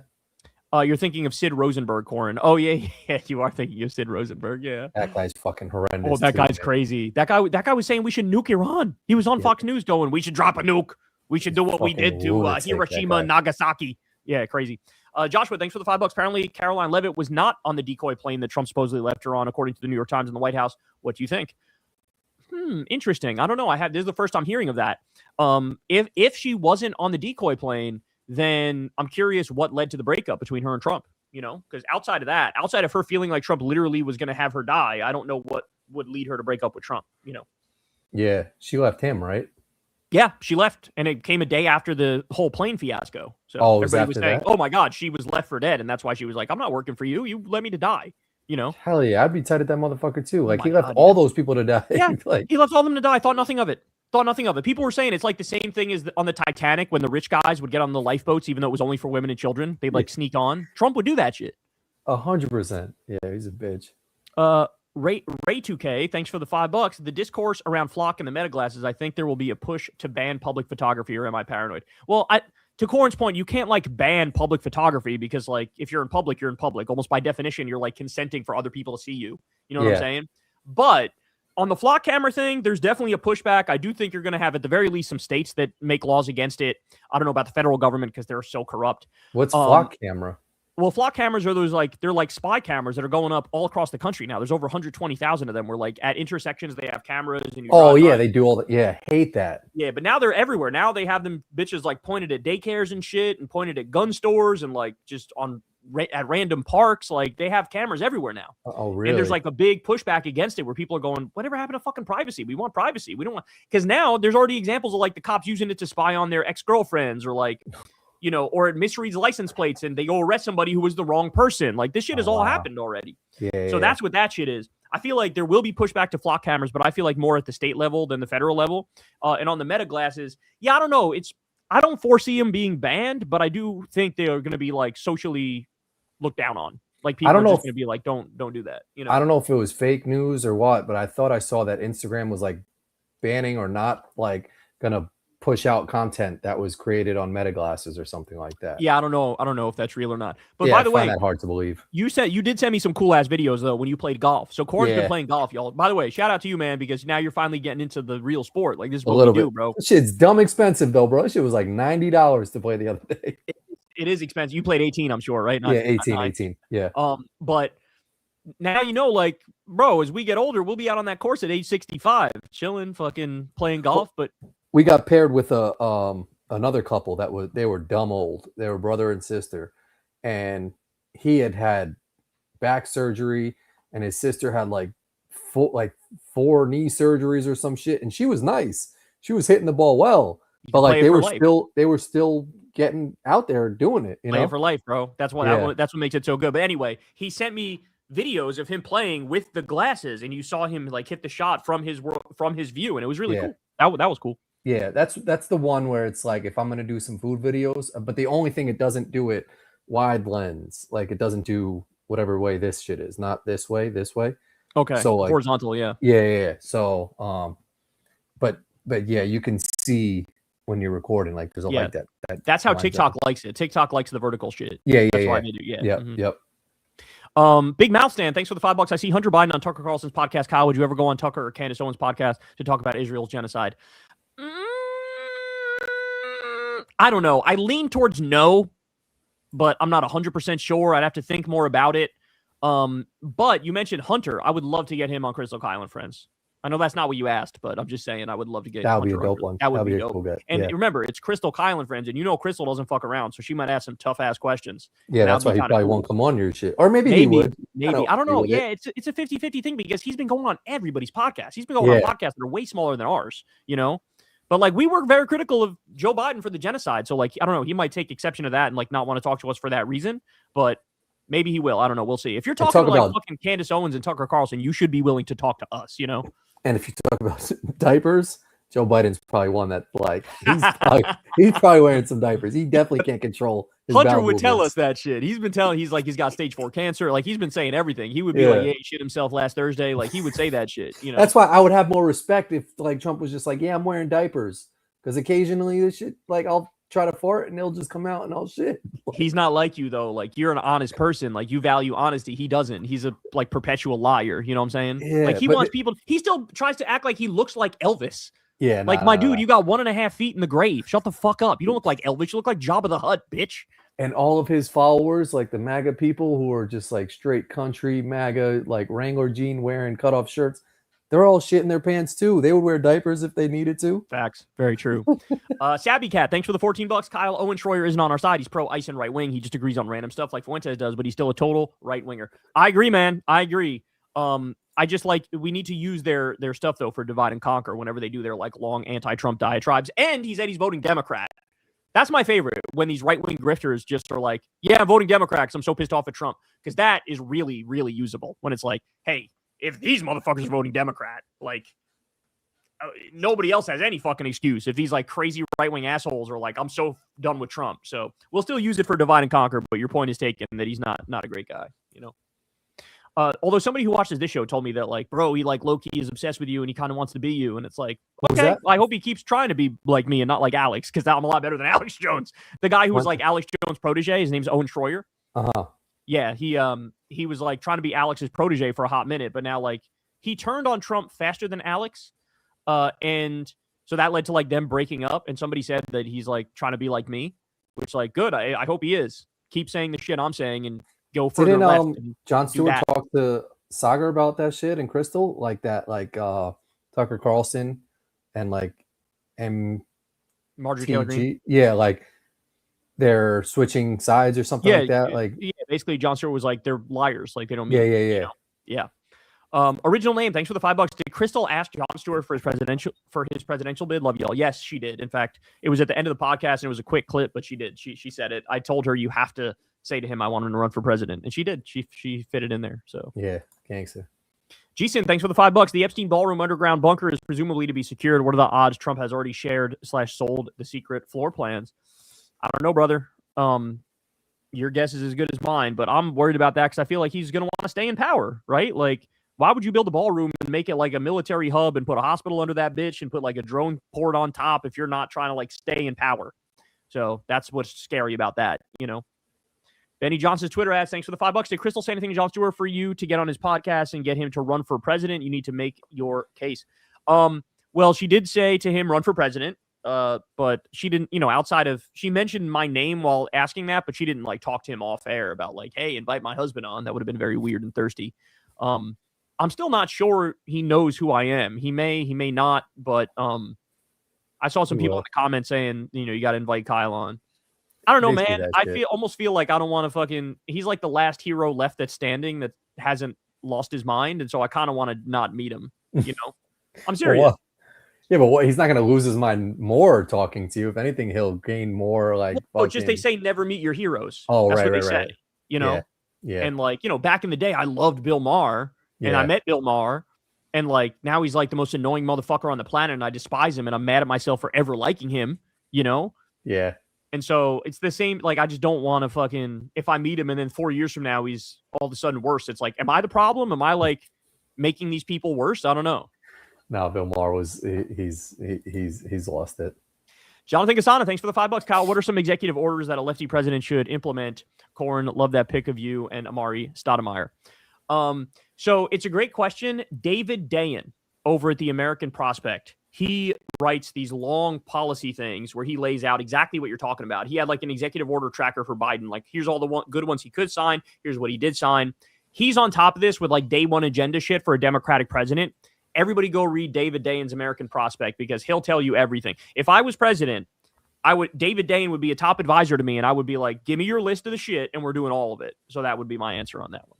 Yeah, Maher was a cool dude. I met him probably back in like 2012 at an autograph signing. He was the first guy that came to the Knicks that like really was a big superstar that really like gave us hope. You know, there was nobody that really wanted to come and like immediately shit the bed after like 1 or 2 seasons. Blew his knee out like the second season or some shit. Bro, you know what Phoenix Amari was like unstoppable, and then the second he got on the Knicks, it was like, yeah. Well, here's the thing. Same thing. Tyson Chandler, I put in a little bit different category because I think he was a better player. He won a championship. Tyson Chandler had Chris Paul to make his career in New Orleans. Amari Stoudemire had Steve Nash to make his career in Phoenix. So it's like, you take away Steve Nash, I take away Kyle from this podcast, it's ass cheeks. Like it's like you need a point guard to throw you the lob, to hit you with the fucking pick and roll. Like, is Malone as good as he is if he doesn't have John Stockton? Like, it's like Amari benefited from having the fucking one of the greatest point guards of all time. So it's like, I love Amari. Is he really a Hall of Famer? No, definitely not. You people know, were like, saying there's like so many other better guys. People were making fun of the Hall of Fame after the shit with Amari getting in it. Like, That's I saw people being like, the NBA Hall of Fame is ass cheeks. You got lenient ass standards if Amari Stoudemire. Like, what do we get out of Amari? Maybe 5 years. How many years was he with the Suns? Like 5 years or something like that? Yeah, however long he was with the Suns, we got like maybe 5 years of him jumping out the gym and just yamming it on people. But like, that's it. That's it. You mentioned Tyson Chandler. He was better because he was like defensively, he was like one of the best defensive players in the fucking league. 100%. Right? So he 100%. could catch the lobs too and shit, but he was also a defensive menace. Yeah, like, and he coined like a whole new offensive rebound type of shit where remember he would just like tip it back all the way and like it would be an offensive rebound. This is my friend speculating, but he thinks Amari might have got in because he's got all his ties to Israel. And that's maybe, like a reason why he's like Hasidic Jew now, and he like wears the chain. Well, they think that's why he got into the Hall of Fame. Well, a lot of people go after like Steph Curry and Draymond because apparently Golden State is like really tied in with Israel. Like they were doing, like fundraisers with the IDF and shit like that. Really? Yeah. So Curry sort of low key between that and Curry like trying to get like low cost housing not built in his neighborhood. People sort of low key like dislike Curry for those things. LeBron fucks with Israel hard too. He True. Like, had a soundbite that it's like actually I don't. Yeah, I mean, I'll semi defend Bron because he kind of was just like it was just sort of like a, oh yeah, I've heard good things. Like maybe I'll visit there someday. But people made it seem like he was like, I love Netanyahu and genocide. You know? Yeah. I don't know him. I agree it wasn't good. But I don't think it's as bad as Steph Curry and Draymond Green doing like photo ops with the IDF. Yeah, you know. And Stat I think found a lane early on. Yeah. Well, he's Jewish. He's Jewish, so it's like it's sort of like an identity thing where it's like. Well, that's what I'm saying. I think he found a lane when he like played at the Knicks that was like, oh, there's a good market here for like Jewish fans. Let me see what's up here. And it's like, imagine he's lying about all of it, like he has no Jewish ancestry. You know, like it's possible. You fucking never know. Near the Far World, thanks for the $5. South Park will age as well as Anthony Kiedis with his 17-year-old girlfriend. The show is disgusting. The way babies/toddlers are grotesque. I have no idea what you're talking about with that. Do you know what he's talking about, Corin? I don't know who Anthony Kiedis. No, I'm sorry, Near the Far World. Yeah, I don't know Anthony Kiedis or his 17-year-old girlfriend, and I also don't know what thing you're talking about in South Park. South Park's one of those shows where everything's a joke. South Park? Why can't he spell out South Park? The first thing is South Park right there. Yeah, I know. Like, why do you have to spell it all like? I don't know why he abbreviated it, but it's definitely South Park. But the point I was going to make is that's one of those shows where they just got to pass because they've crossed so many lines for so long. Everybody's like, yeah, that's just South Park. Family Guy too, I think, have kind of Family Guy too. So there's a certain category where I'm kind of in this category too because I got crazy ass old tweets and shit. Mm-hmm. So you hit a point where you say so much crazy shit that people are like, yeah, but he's allowed. That's him. And I feel like South Park's on that level. And so I feel like they get away with shit other people wouldn't get away with. Yeah. Because if you're trying to be like all proper and shit, and then there's also some like raping your fucking show, like, yeah, you might have a problem. But if it's like you consistently every week are saying some wild ass shit, people just be like, yeah, that's who they are. You know what I'm saying?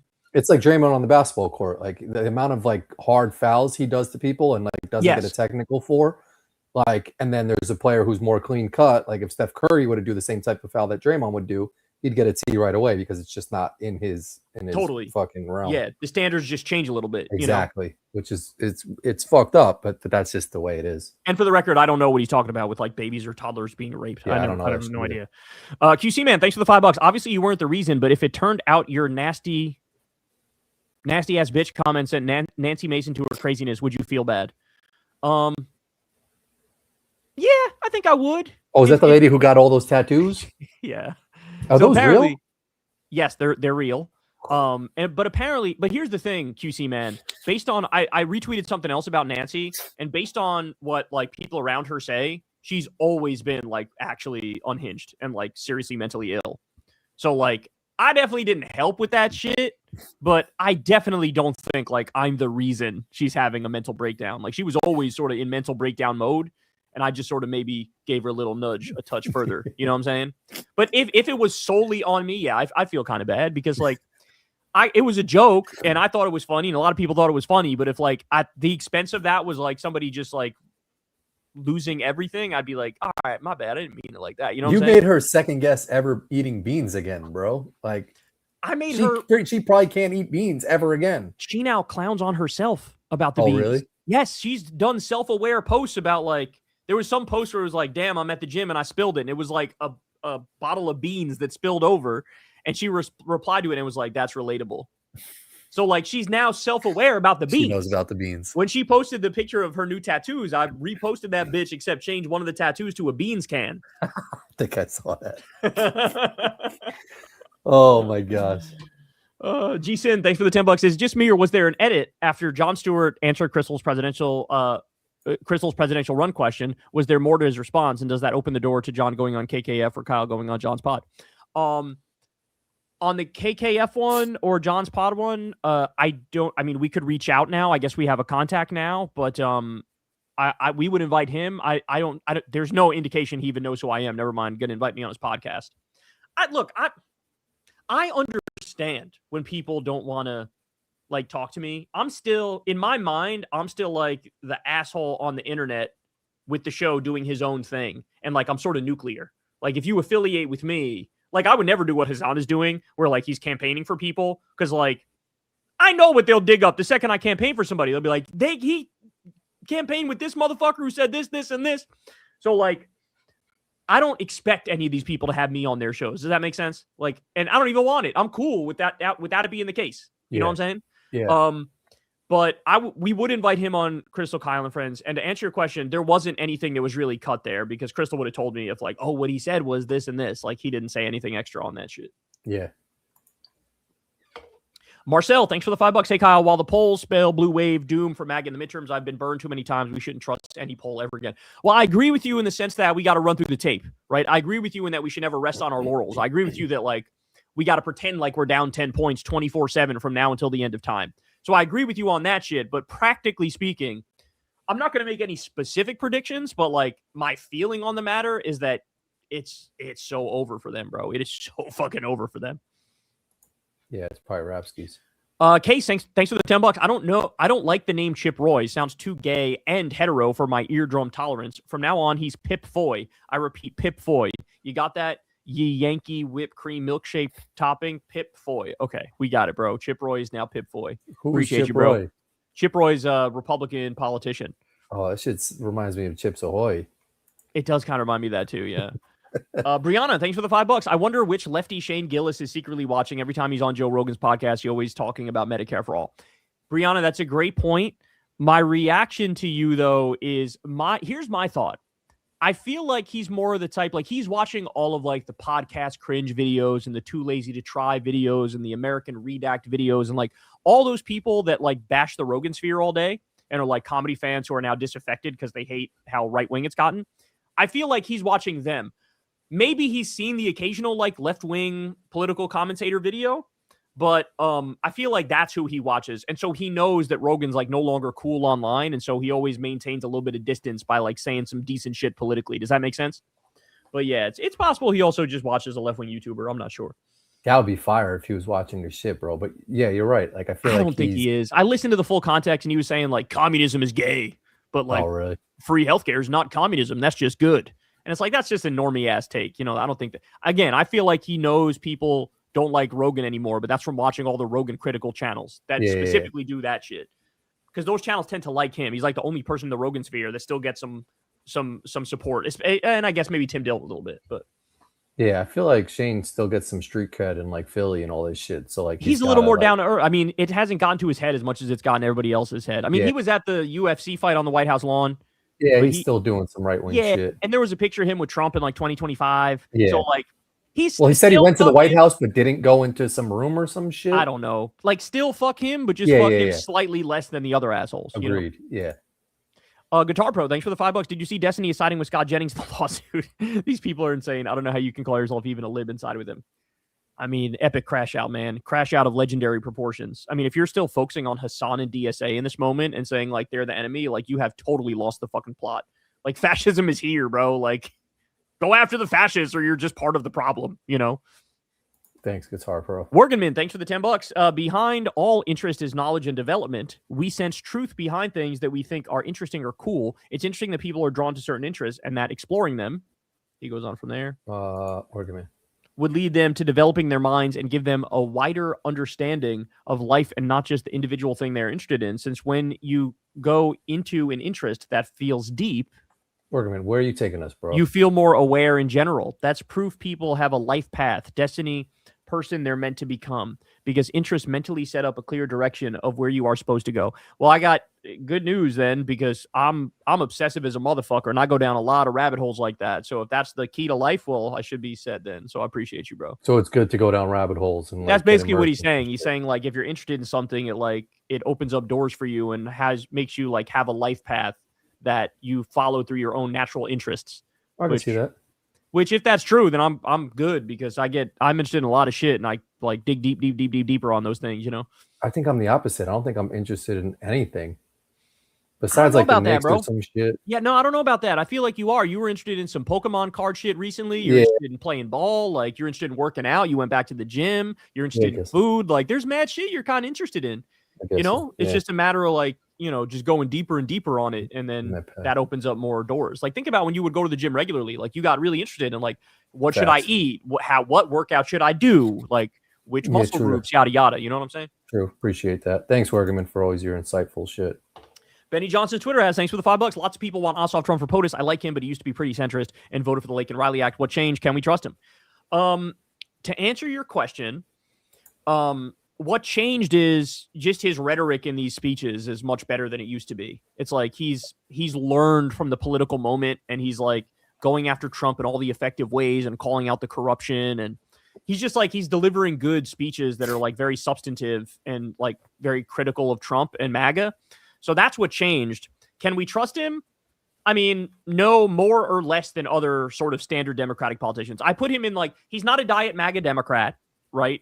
But he is like sort of a standard Democrat, but he's just got really much better PR.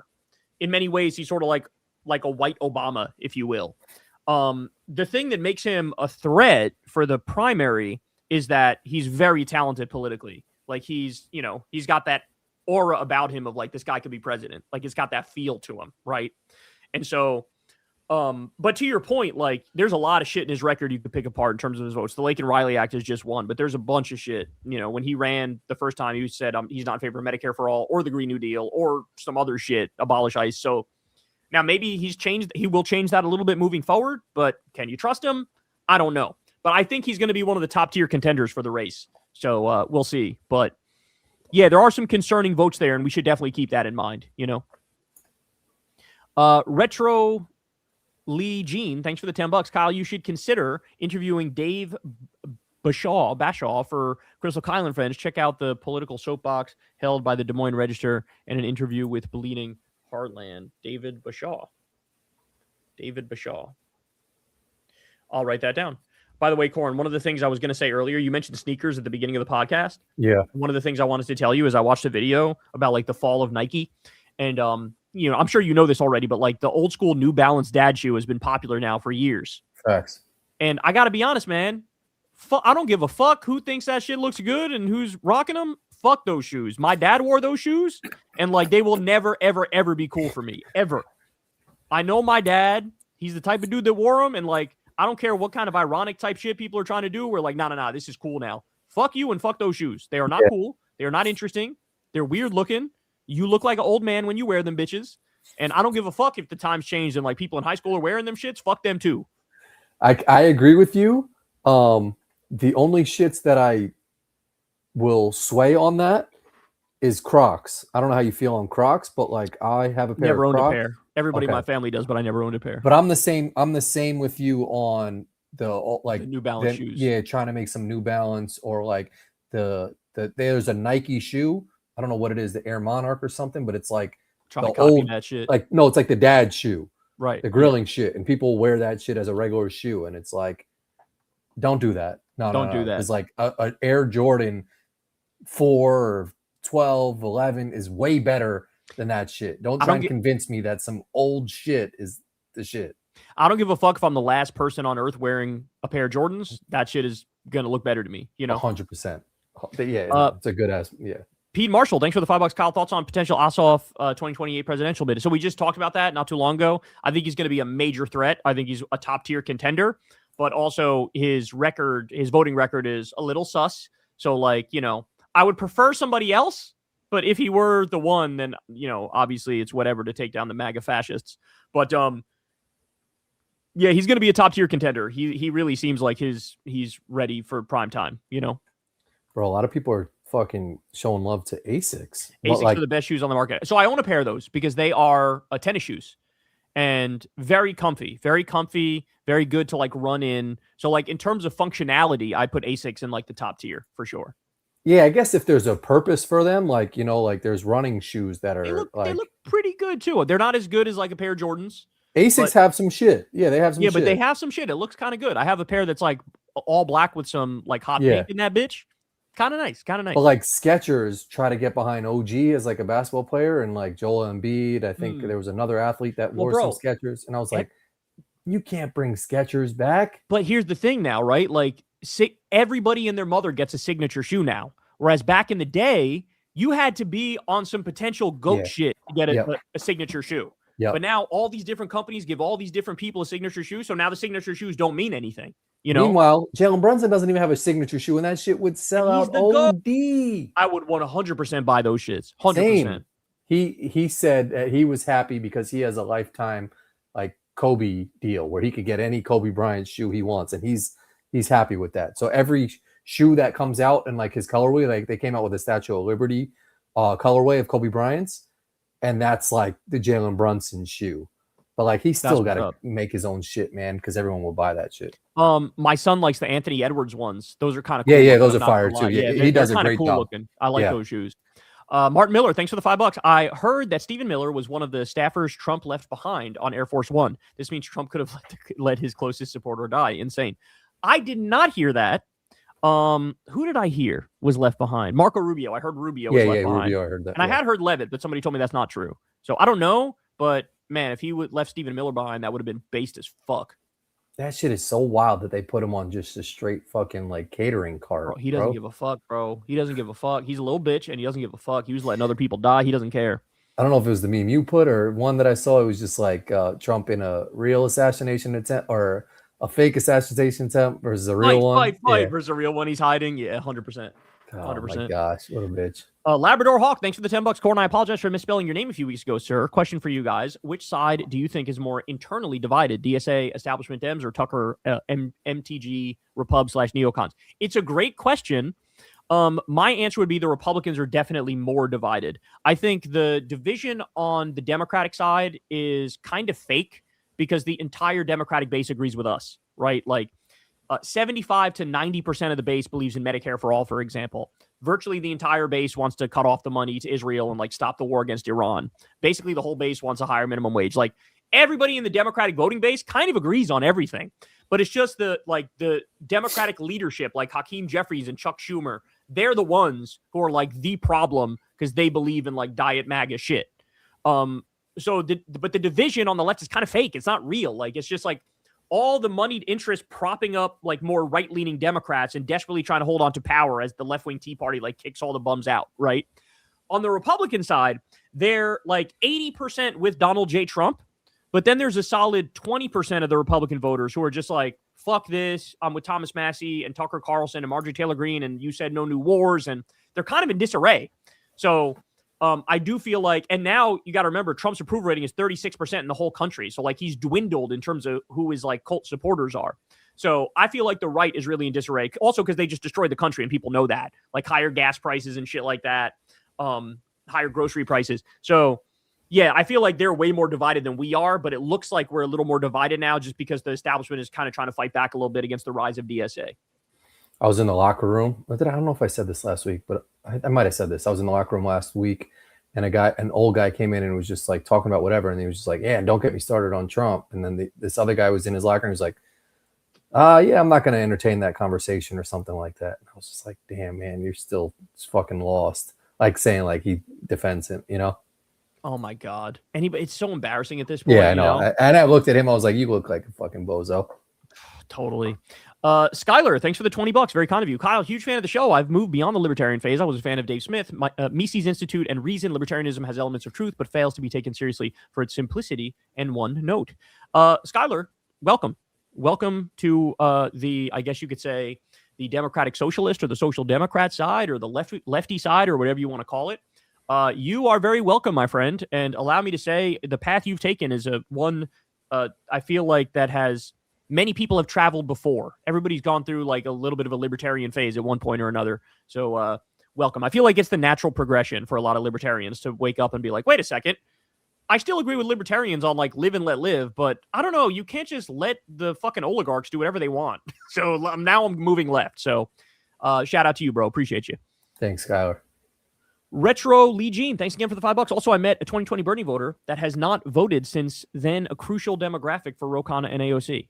I met a 2020 Bernie voter who has not voted since then, a crucial demographic for Rokana and AOC. Interesting. Yeah, but I will say Bernie didn't turn out enough new voters as he needed, right? So what we need to do is get the entire Democratic voting base plus independents plus maybe like 3% of the apolitical, like I don't like voting type people. And then that's like an undefeatable fucking coalition. So, but shout out to you, bro. Appreciate Thanks, you. Thanks, Retro. Moral Hazard, thanks for the $20. Would you consider having Dr. John Padfield of Business Reform on KKF? He talks about the horrors of flock cameras, mass surveillance, and how to protect yourself. He's apolitical, but I would see to him, I would to see him get more lefty coverage. Would like to see him. I think you're trying to say get more lefty coverage. Dr. John Padfield, John Padfield. Okay, I'll take a look, but no promises. But he's on the radar now. I'll take a look when I get some time. Thanks, Appreciate Moral Hazard.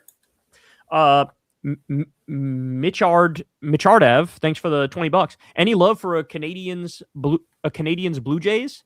7-3 last 10 and only one half game out of wild card in one of the toughest divisions. They do play in the AL East, which is the same division as the Yankees, so kind of fuck them. And they just played the Yankees, and I don't know. I think the Yankees won the series, but the Blue Jays are cool, man. Like they should have won the World Series last year, which would have been really cool for Canada. When is the baseball season? Like, how long does it last? When does it start and when does it end? I don't know when it starts, but it ends the month before October, whenever that is. Okay, so like late end September. of September. Yeah, late September. Okay. Like so, it's like almost the end of the season.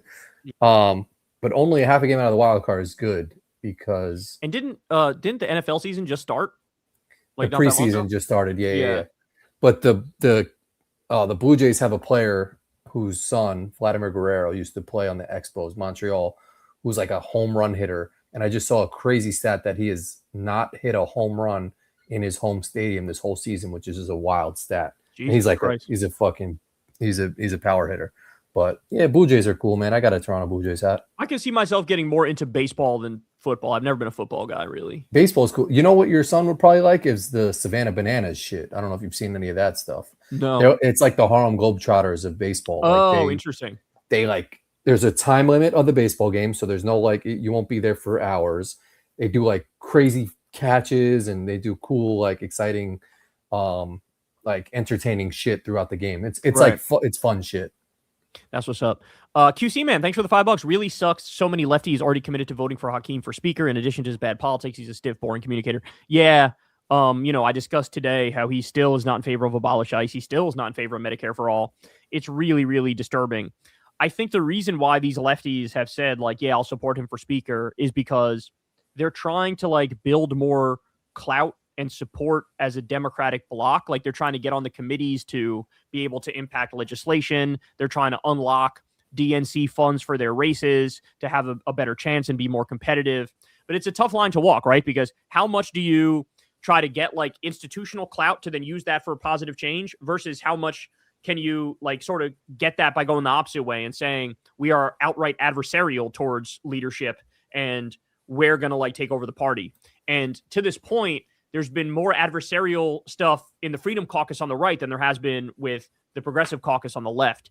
And I feel like when we get enough people, that's going to change. But for now, they do seem like they're playing it sort of safe, where it's like, oh yeah, we're not going to ruffle any feathers yet, but maybe they're keeping your powder dry for when the time comes. I feel like Daria Liza and Chris Rabb will, like, absolutely, when the time comes, they'll be the first to be like, no, we're throwing down and we're going to use our power as a block to, like, make the Democratic leadership's lives a living hell until they give us what we want, more progressive legislation. So we'll see. Time will tell. But they're playing it safe at the moment for, like, I think somewhat defensible reasons, but also upsetting reasons, disappointing reasons.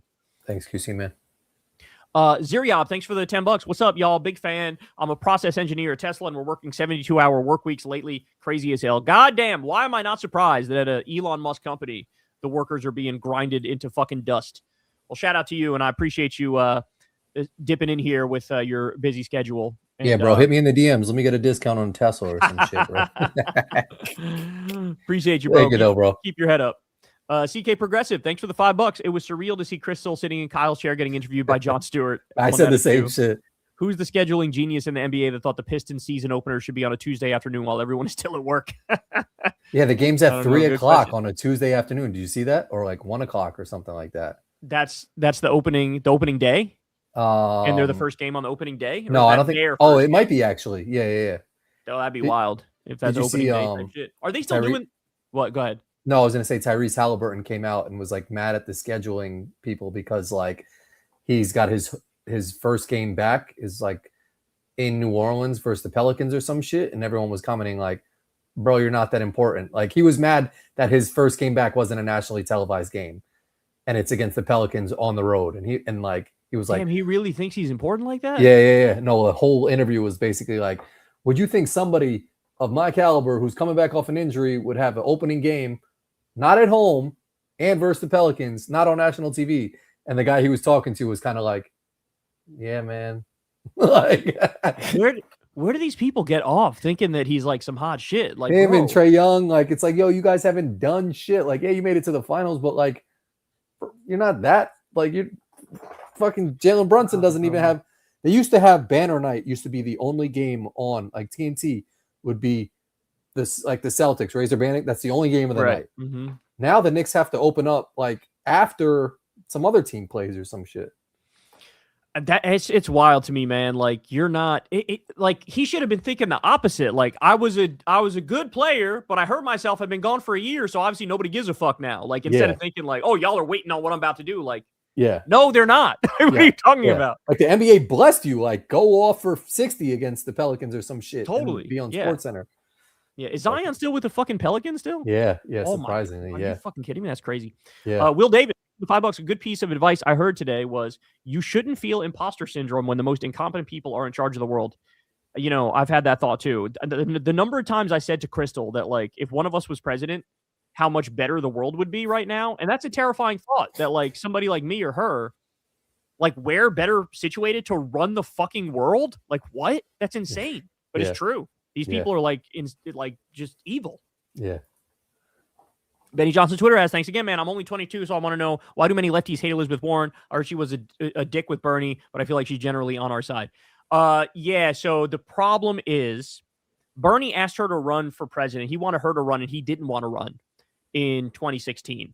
And she refused. And so then Bernie was like, fine, I'll run in 2016. And he almost won, right? And some argue he maybe would have if it wasn't for all the fuckery and the putting the thumb on the scale and all that stuff, because basically Hillary, like, controlled the DNC and, like, they sort of were able to rig it in certain ways. But anyway, I digress. Then in 2020, Bernie runs, and Elizabeth Warren's like, I'm running now too. And so that's already, like, bro, he came to you to ask you to run in 2016. You said no, he ran. Now he's got all the momentum, and now you're trying to jump in that bitch? And so that already was like a little bit of a problem because like he gave you the opportunity to wear the crown and you rejected it. And now you're trying to like take his thunder, right? Then there was the famous like, yeah, no, let's keep it real. It's the bitch shit when she like try to whisper some shit on the stage to him. She tried to say that like Bernie said some sexist shit to her. That like Bernie was like, a woman can't win for president, so you can't run. Yeah. And in reality, what Bernie was doing was saying that like, damn, these Republicans sure are misogynist as fuck, right? Like, that's crazy how much they hate women. And she spun that into like, you know, him saying like, a woman can't win and don't even try. Yeah. And so that was the problem. And she knifed him at a time when like he could have used a little bit of support. He could have used a little, like, think about AOC. Everybody loves AOC. AOC endorsed Bernie when he was in the hospital recovering from a fucking heart attack. Yeah. Okay. That's some real ass shit. For all of AOC's faults, she took that moment to say, I'm going to endorse him when he just had a motherfucking heart attack. You know what I'm saying? So like, that's the big thing is like, she sort of knifed Bernie in the back. And she did it like on stage though, like at the debate. Which it was very like, gross. It was very like, I can't beat you straight up. So now I'm just going to lie and say that you're sexist. And like, that's why people should support me over you. And then her campaign imploded. So that's why lefties hate Elizabeth Warren. But you're right. In terms of policy, she's like a antitrust type person. And she's like probably one of the top 5 best senators, I would say. Keith Black, thanks for the $5. What's your theory on Florida? Why is it the way it is? No disrespect to any Floridian in the chat. Keith Black, it's a great question. I think the answer is relatively straightforward. You have a bunch of old white retirees who move there, and they're going there to basically get lower taxes. And they've created like, you know, like a geriatric fucking state. And so because they want the low taxes, because they're really old, for all those reasons, they like lean very conservative. And that's the gist of it. That's why it's so difficult. It's only gone further and further right over the years. When me and Corin were kids, it was a swing state. It was like a true swing state. Like in the year 2000 with the George W. Bush, Al Gore election, that bitch was a nail biter as fuck. That shit was like, you know, we went to bed and they were like one vote apart from each other or something crazy. But now in the past however many election cycles, since Obama, I think, won it, and then no Democrat since Obama has won it. And let's keep it real too. There's probably a lot of like voting fuckery that goes on in Florida that like we just don't know. Certainly about. With George W. Bush, his brother was the governor when George Bush won it, and then in the recount, Al Gore won the shit. So there was definitely a lot of fuckery. But I feel like there's just any cheating shit going on. It's definitely in Florida. Like there's people probably doing some fucked up shit that we don't even know about down there. Yeah, so it's that kind of explains why the state is how it is. But if there was ever an election cycle where it could be a little different, it would be now. It would be now. You know, I think David Jolly has a chance to beat Byron Donalds for the governor. So we shall see about that. It used to be like everybody's grandma and grandpa lived down there, and they were like kind of like left leaning, and now their kids took it over and fucking are like they got all their money and turn that shit right wing, and they moved to Miami. There's also some Cubans there who are very right wing. Kay Sutherland, thanks for the $5. By the way, guys, you ever want to cover the Star Wars prequels and how the parallels are extremely relevant to today's political events? Never thought about it, but I wouldn't be surprised if it's sort of like some foreshadowing in that bitch. So maybe I'll take a look at that. I've never seen Star Wars. Yeah, Corin's never seen it. I have, but it's been a while. The Luis Salea, thanks for the $5. Here's some money towards fixing your guys' leftist internet and mic issues tonight. Rest in peace, Hayden Panettiere. For real, that news really took me aback. Yeah, man. It's always sad when people die. Yeah. But what do we say? It comes in threes. So like, hold your breath because I feel like 2 more are coming at some point. You know what I'm saying? Then you know what's crazy? Joe Biden, I feel like he's going to die very soon. Yeah. Yeah, he's right at the end. You know. She was this girl Hayden was from around the Rockland area where I'm around, which I just found out. Oh, wow, I didn't know that. Yeah, I mean, I didn't watch a lot of those movies that she was in, but to your point, it's just sad when anybody that young passes away, especially like that has such a promising career, man. Like crazy. She was in a lot of movies, but like fucking I don't know what she passed away from, but like drugs, depression, all that shit could take a toll on you when you're living in fucking La La world. And sorry, Benny Johnson's Twitter ads, thanks again, bro. What golfer do you think was hurt most by going to Live? I think it's either Rahm because he's so well-rounded or Dustin Johnson because his swing was honestly gorgeous to watch. Louis Oosthuizen as well. I would say Bryson, man. Like, he's been shit on the most. So the answer is it's a tie, and it's Rom, Dustin Johnson, and Bryson. So you're all right here. Rom, because he was like either world number 1 or like top 5 and had a promising future, and now like the competition is just not as good. He seems to have fallen off quite a bit, so that sucks. Dustin Johnson, because he went over there and like literally stopped caring and immediately shit the bed. Bryson, because he like had a great run, but now like he's in sort of no man's land now. Like, now what are you gonna do? Go play on like the Asian tour and try to work your way back to the PGA tour? Will they even accept you? I don't know. And Phil, actually, I forgot to say Phil, because Phil led the charge of creating the shit, and now he's got nowhere to play. So when Live shuts down, which is happening, he's like, the Champions Tour doesn't want him. That's the 50+ tour. They don't want him because that's bro. His local country club doesn't want him. Yeah, they kicked him off that bitch because he was like having an affair and like lying about it and hiding his phone in the cart of other people who were playing, like trying to make it look like he was playing when he was banging somebody. Like, nah, he's cooked. Like, Phil is the most cooked, but Bryson is like panicking because he doesn't know what the path is going to be for him. You know who's very happy right now is Brooks Koepka, because Brooks Koepka went to Live Golf. Then he got out that bitch right before the fucking ship sank. Right before it sank, he came back, hat in hand, on bended knee to the PGA Tour and was like, I will suck your dick for you to let me back in this place. And they were like, all right, you're going to suck our shit, but welcome back. And he was like, so. And Rory looks like a hero because he had spoken out against that shit since day one. And he went on to win and did well. So it was like, it's almost karma for all those people that went there and did shitty. Facts. And by the way, it's shutting down because of the Iran war, because Saudi Arabia is losing money because of the Iran war, so they can't fund all this shit. Well, apparently they said they got like a new investor or some shit, but that's not going to nonsense. Yeah. No, because the PIF had unlimited money. Yeah, like they were paying Phil Mickelson like $100 million in a contract. Great, yeah. Like, where the fuck would they offer Tiger like something absurd? They offered him nearly $1 billion, and he was like, no, because he already has enough money. Like, he has the world in terms of money. Yep. PMG, thanks for the $5,000. Why crap on couples in age gap relationships? Is it your business? Would you vote Bernie, Abdul, AOC if loved outside your acceptable age range? So, who was I making fun of? Yeah, no one's shitting on couples. No, there had to be somebody I made fun of where like the age gap was a little ridiculous. I don't know who it was though. But you got to admit that like once you get over a certain line, it becomes like, if there's let's say there's like a 19-year-old girl. Oh, Caroline Levitt. That's who they're saying. Okay, so here's the deal. Caroline Levitt was 29 years old, and she was dating a 60-year-old guy. Yeah, that's OD. Like, if you're doubling the person's age, like, I don't know, man, that I'm going to sort of go after that.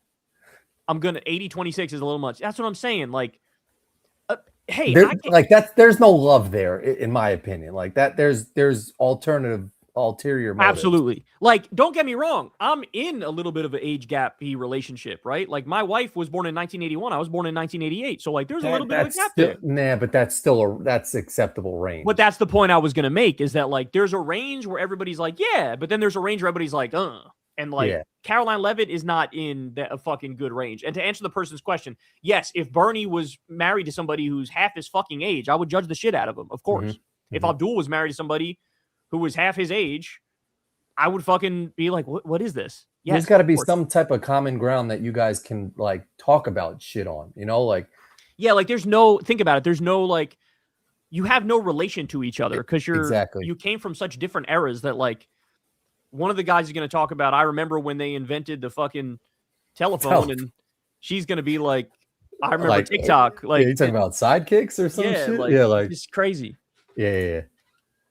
Some real news. Thanks for the $10. In hindsight, were you too hard on 16 Hillary and 20 Biden? Can you and Crystal go one day without talking politics? If Abdul loses, does it mean sock Dems can only win in super blue cities? Thoughts on communism and Marx? Okay, let's take this one by one. In hindsight, I would say I was slightly too hard on Hillary 16 and Biden 2020, but not that things I said weren't true, more that the emphasis should have been more on the horrors of the right, which were to come, right? Like, that's where the emphasis should have been. And sometimes I got lost in the sauce and was too focused on being critical on the Democrats without putting everything in context. So that's my answer to that. Can me and Crystal go one day without talking politics? It's a good question. Probably not, but like there's days where we only talk about politics for like, 10 minutes or something. So it's like not a lot of it. You know what I'm saying? If Abdul loses, doesn't mean social democrats can only win in super blue cities. No, because you already have examples where like, the left won big and it like Malat Kiros, for example, won. I guess that's Colorado. That's a blue state. So, but like, I don't know. I feel like people move the goalposts on this where whenever we win in one area, it's like, yeah, but that place is different. And it's like, is it? I don't know. We're starting to win like everywhere now. So I don't think so. I think that this brand of politics does well like everywhere. Didn't someone almost win in Texas or some shit didn't Beto or Beto almost won, but he's not really a lefty. He's yeah, I see what you're saying. No, I think that the like sort of like the DSA brand of politics and the economic populism, like, yeah, that could win anywhere, I think. Yeah. Thoughts on communism and Marx? I mean, it's a difficult, it's like a big thing to sort of tackle here, but I mean, the idea of it, I understand. The idea of it is like, from each according to his ability, to each according to his need, and try to create like a classless society. And like all that kind of makes sense. I guess the execution of it at times has been kind of poor, and it's led to some authoritarian governments, which are, very ripe for criticism.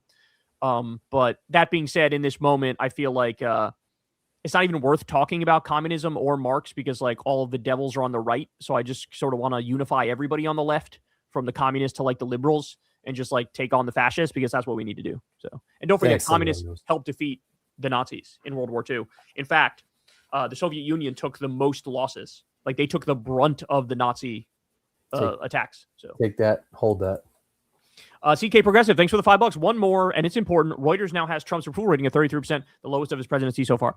That's indeed correct. That is indeed correct. He has one poll that was a 30% banger, but his average is now 36%. But it may have just dropped to 35 with this new 33%. Does it even matter at this point, though, man? It does. It does, because you got the midterms coming up. And with the midterms, like, they're going to try to steal it. They're going to try to do some fucked up shit. But like, if it's a real blue wave, like, there's only so much they could do. Like, they're going to get there's going to be a loud and clear message sent to them, and it's going to be devastating, Wes Nelson, thanks for the $5. Pat McAfee and Stephen A. being the faces of ESPN shows how bad that network has fallen, especially McAfee, one of MAGA's biggest cucks. I totally agree. It's kind of sad to watch ESPN like gut everybody else and then keep Pat McAfee and give him $1 gazillion. It's like, really? Like, Stephen A's, I get why people watch Stephen A. He's like entertaining and charismatic, but he's also dumb.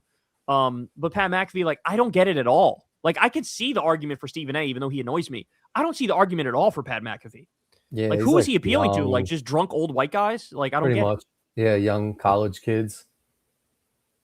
Crazy. But Michael Wilbon said about Stephen A, he's like, he's not a journalist. He's not a reporter anymore.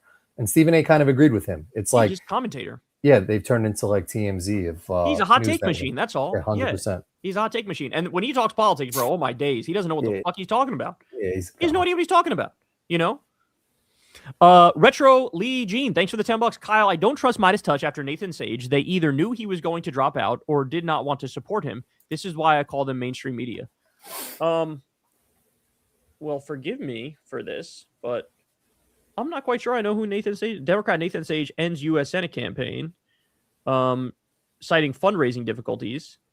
Nathan Sage, what state did he run in? Democrat Nathan Sage announces, was it Iowa?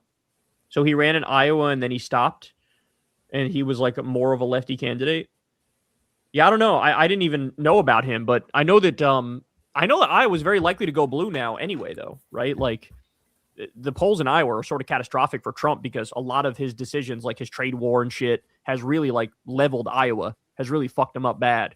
So we'll see, but I didn't know that. But Midas Touch, I mean, look, if you go, I still feel like if you go and you scroll through their channel, like there's just a lot of good stuff. Like there really is. I mean, they're the masters of the titles and the masters of the thumbnails, but more importantly, like if you listen to what they say about Iran or Israel or healthcare, like I feel like they're additive to the space. They have a positive impact on the space, I would say.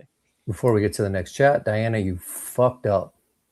Yeah, bro. Come on, Diana. Get with it. Get with it.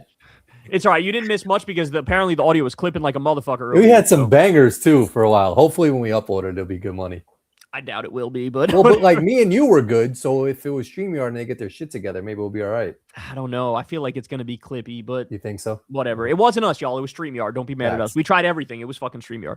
Katie Mullins, thanks for the $10. Your basement memories made me think of the Stranger Things comrades. They always had a safe place in a basement. I'm glad that both you and your friends had a safe place. Well, thank you. We appreciate that. I still think about that basement, man. Part of me in the back of my mind feels like at some point I want to buy back the house I grew up in. That would be fucking gangster, bro. Yeah. I'd be in there chilling. Yeah, bring back the same pool table. It's like when nobody ever touched the basement. Nobody ever touched the basement. Oh, really? Yep. Oh, that would be amazing. Because it's like when I was gonna say, it's like when someone sells their first car and they like use the VIN number to find that exact car. You got to find the exact same pool table. You got to find the exact same couch. You got to find the big ass TV that got the back to the shit. You got to put a computer from 1990. I think it's there. I literally think it's all there. So the house has sold. I want to say the house sold like maybe 3 times since I lived there. Yeah. And the last time they sold it, I don't know how long ago it was, but maybe like 5 to 8 years ago or something like that. And they have the pictures of the house, and the basement is exactly the same. Wow. It's got everything exactly the same. So, because what people do is like they might update shit, but they update like the main floor and the top floor. Nope, the basement is like it's already somewhat finished. Like just leave it as it is, and it's fine. Yeah. And so that shit is all the same, bro. It's so crazy to think that place is still there, and you and I just haven't been there in fucking years. Yeah. Isn't that crazy to think about? I think about like the shit that like sometimes I see these videos. It's like you don't realize this is the last time you're watching someone walk off a field or take its last shot, or like the last time you walked out of that house. Like, did you know, like looking back, like, all right, this is the last time I'm being this shit. Like when we moved at our house in Illinois, it was like, all right, we're closing the door, we're moving. But like sometimes you leave some shit. Like the last time I left Wilson, it was like, I didn't know that was my last day there, you know? Damn. Yeah. And that's crazy. The thing, man. Like I'm a nostalgic dude for places. I'm a very like, if it's a place, I'm like, I feel it, you know? Yeah, I feel it. Yeah, like 100%. And whenever that was a place. Whenever I visit our hometown, I always go places and I'm like, damn, like this place, Jesus Christ. Like, it's just crazy to me that life is continuing there. And like, I'm not there every day, you know? Yep. So Justin, thanks for the $10. Hi guys. My in real life bestie grew up MAGA, specifically the Door CFM. What does CFM mean? The Door CFM, and turned leftist at 18. She feels guilty because of how much harm the cult has caused to everyone besides her. What would you say to her?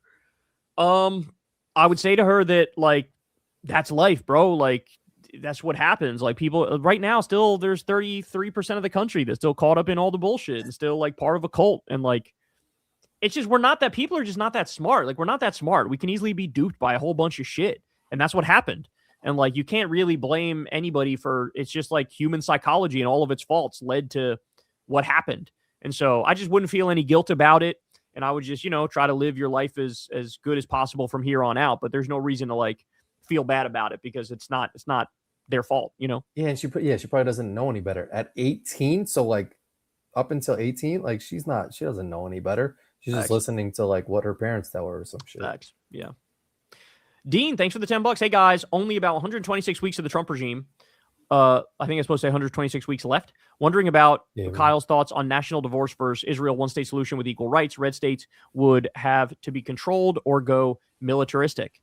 Oh, I see what you're saying. So you're saying that there's like a contradiction between supporting a one-state solution with equal rights and supporting a national divorce here in the U.S. Huh. Yeah, maybe that is something I have to reconcile. I never thought about it like that. I mean, I can tell you my initial thoughts. The reason how I got there in the first place is because I do feel like over time, one-state solution with equal rights for Israelis and Palestinians, like with time, it'll be the right solution, and it might take a long time to get to the point where like everything's okay.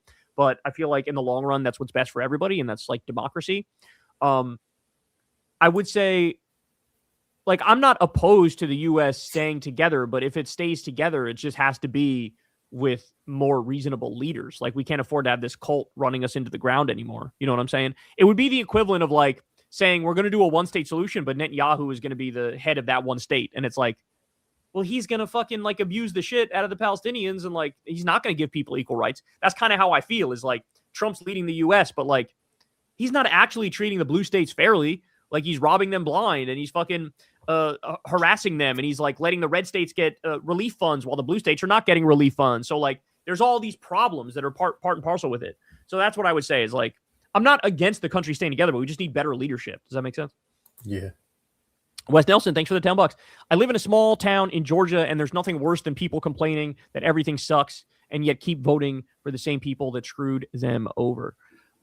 Yeah, it is kind of frustrating, isn't it? And how many people say, like, there'll be somebody who criticizes Trump, and it's like a Trump voter who's, like, talking to a news outlet, and then they, like, everybody's like, well, they're just going to vote for him again. So why are you even good? Like, they do this thing where it's like, oh, yeah, I'm against this. This is bad. Gas prices are too high. And it's like, and if Trump ran again, you'd fucking vote for him. So 100%. For those people, they need to shut the fuck up, you know?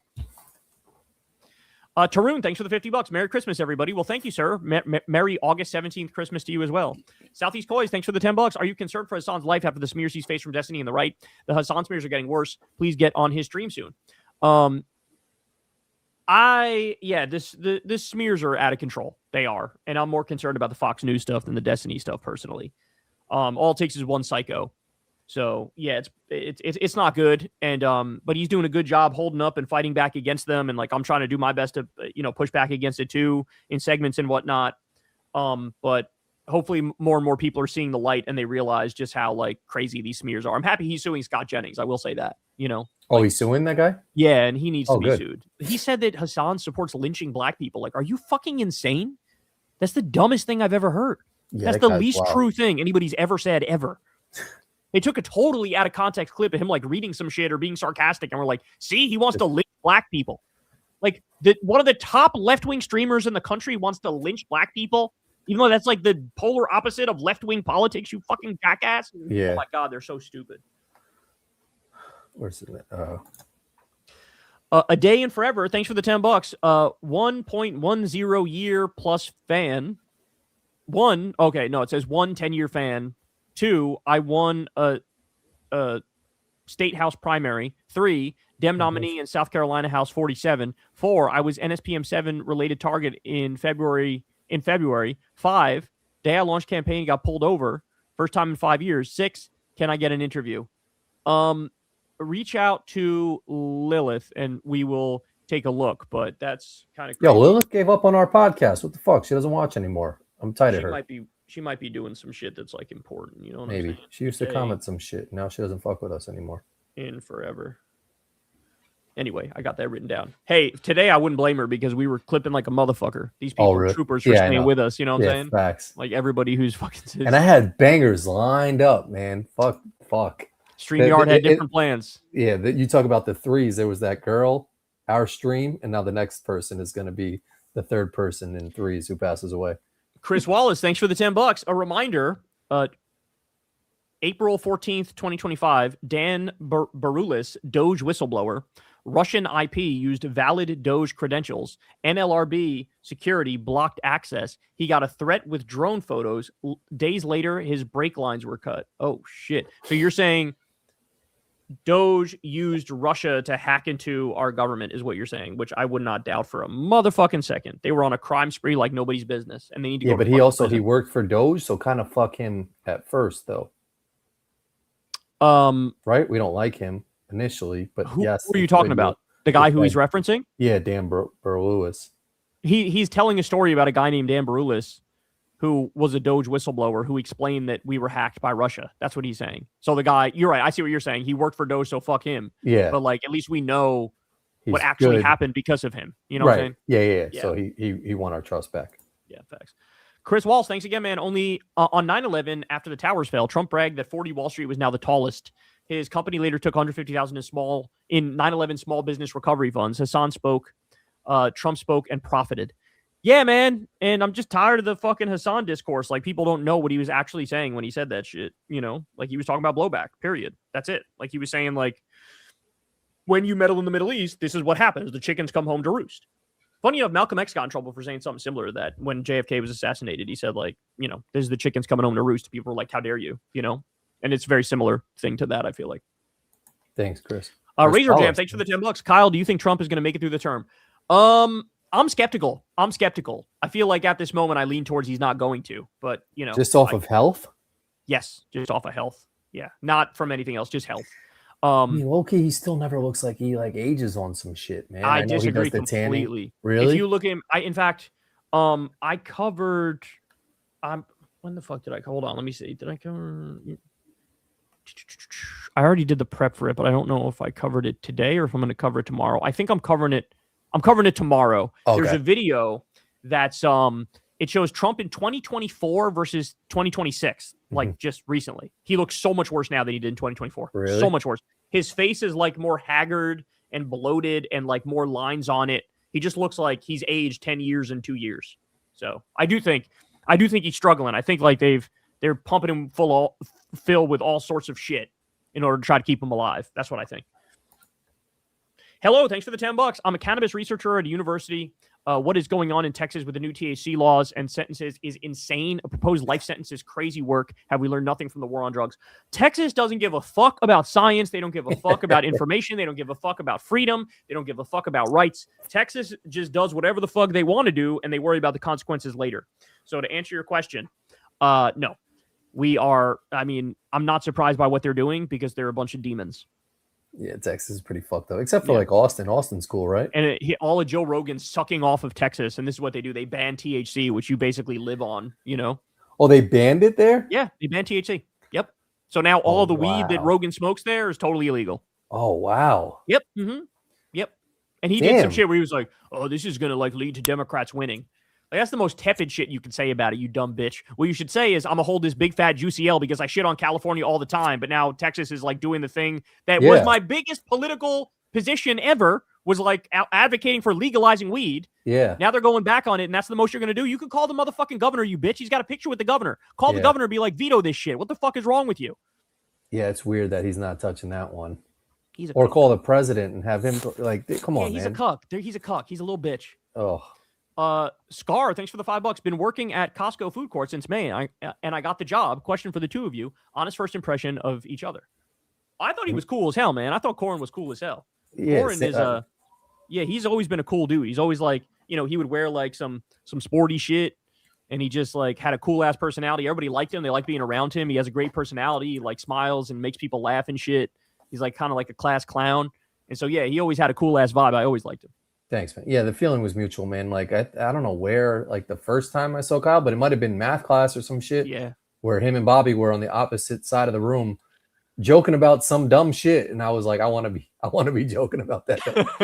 And then, like, we still made it work from opposite sides of the room, joking about dumb shit, and our teacher would get tight at us. But, like, whatever you guys were talking about, I was like, I want to be talking about that same shit. And like, then let me in on that shit. Yeah. Here we are. Shit. How many years later are we? Fucking like 28 years later or some shit. Still talking about the same. Still, it's like now we got a group chat. We're in that bitch. Yeah. It's the same dynamics in that shit. And shout out to you, Scar, for working at that Costco food court. We fuck with Costco on this podcast. This is a pro Costco podcast. Fuck with Costco. I love Costco.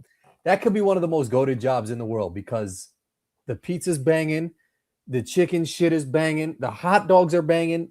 You get a hot dog and a soda for like $1.99 or some OD shit. Like, shout out to Costco for just keeping your prices OD low. And it's got to feel good to work at a company that is like one of the better companies in the country, where like they're actually like paying their people a good amount, and like their food is good, like Corin was saying. Like Costco is useful as fuck, buying in bulk, affordable, like. Everything about them is like, compare them to like Walmart. They're so much fucking better than like Walmart. So it's got to feel good knowing, when I go to work here like this, I'm doing some real shit, you know? Yeah.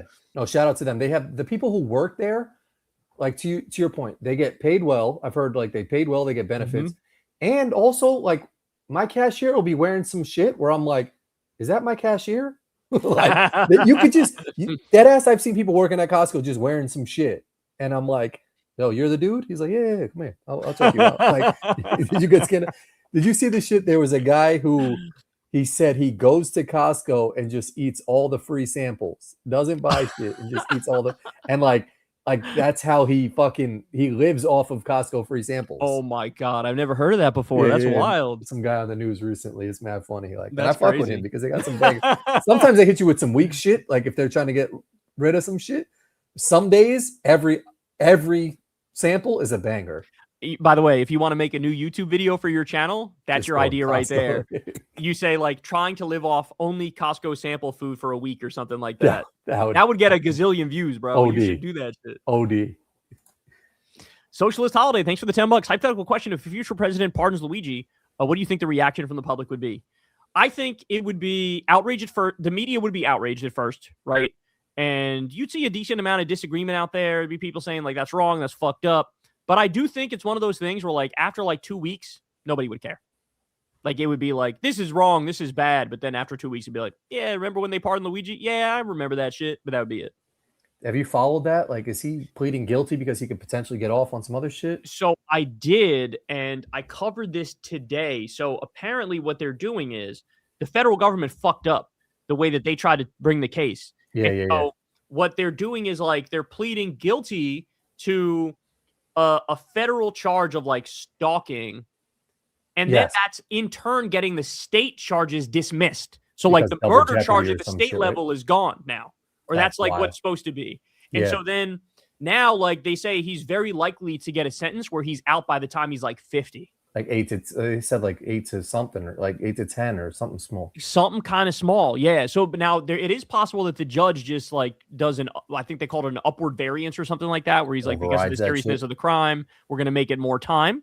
But like the fact that they opened up the door for maybe Luigi to get off kind of light, like the feds are fucking stupid because they're run by the biggest idiots in the world, you know? Yeah, facts.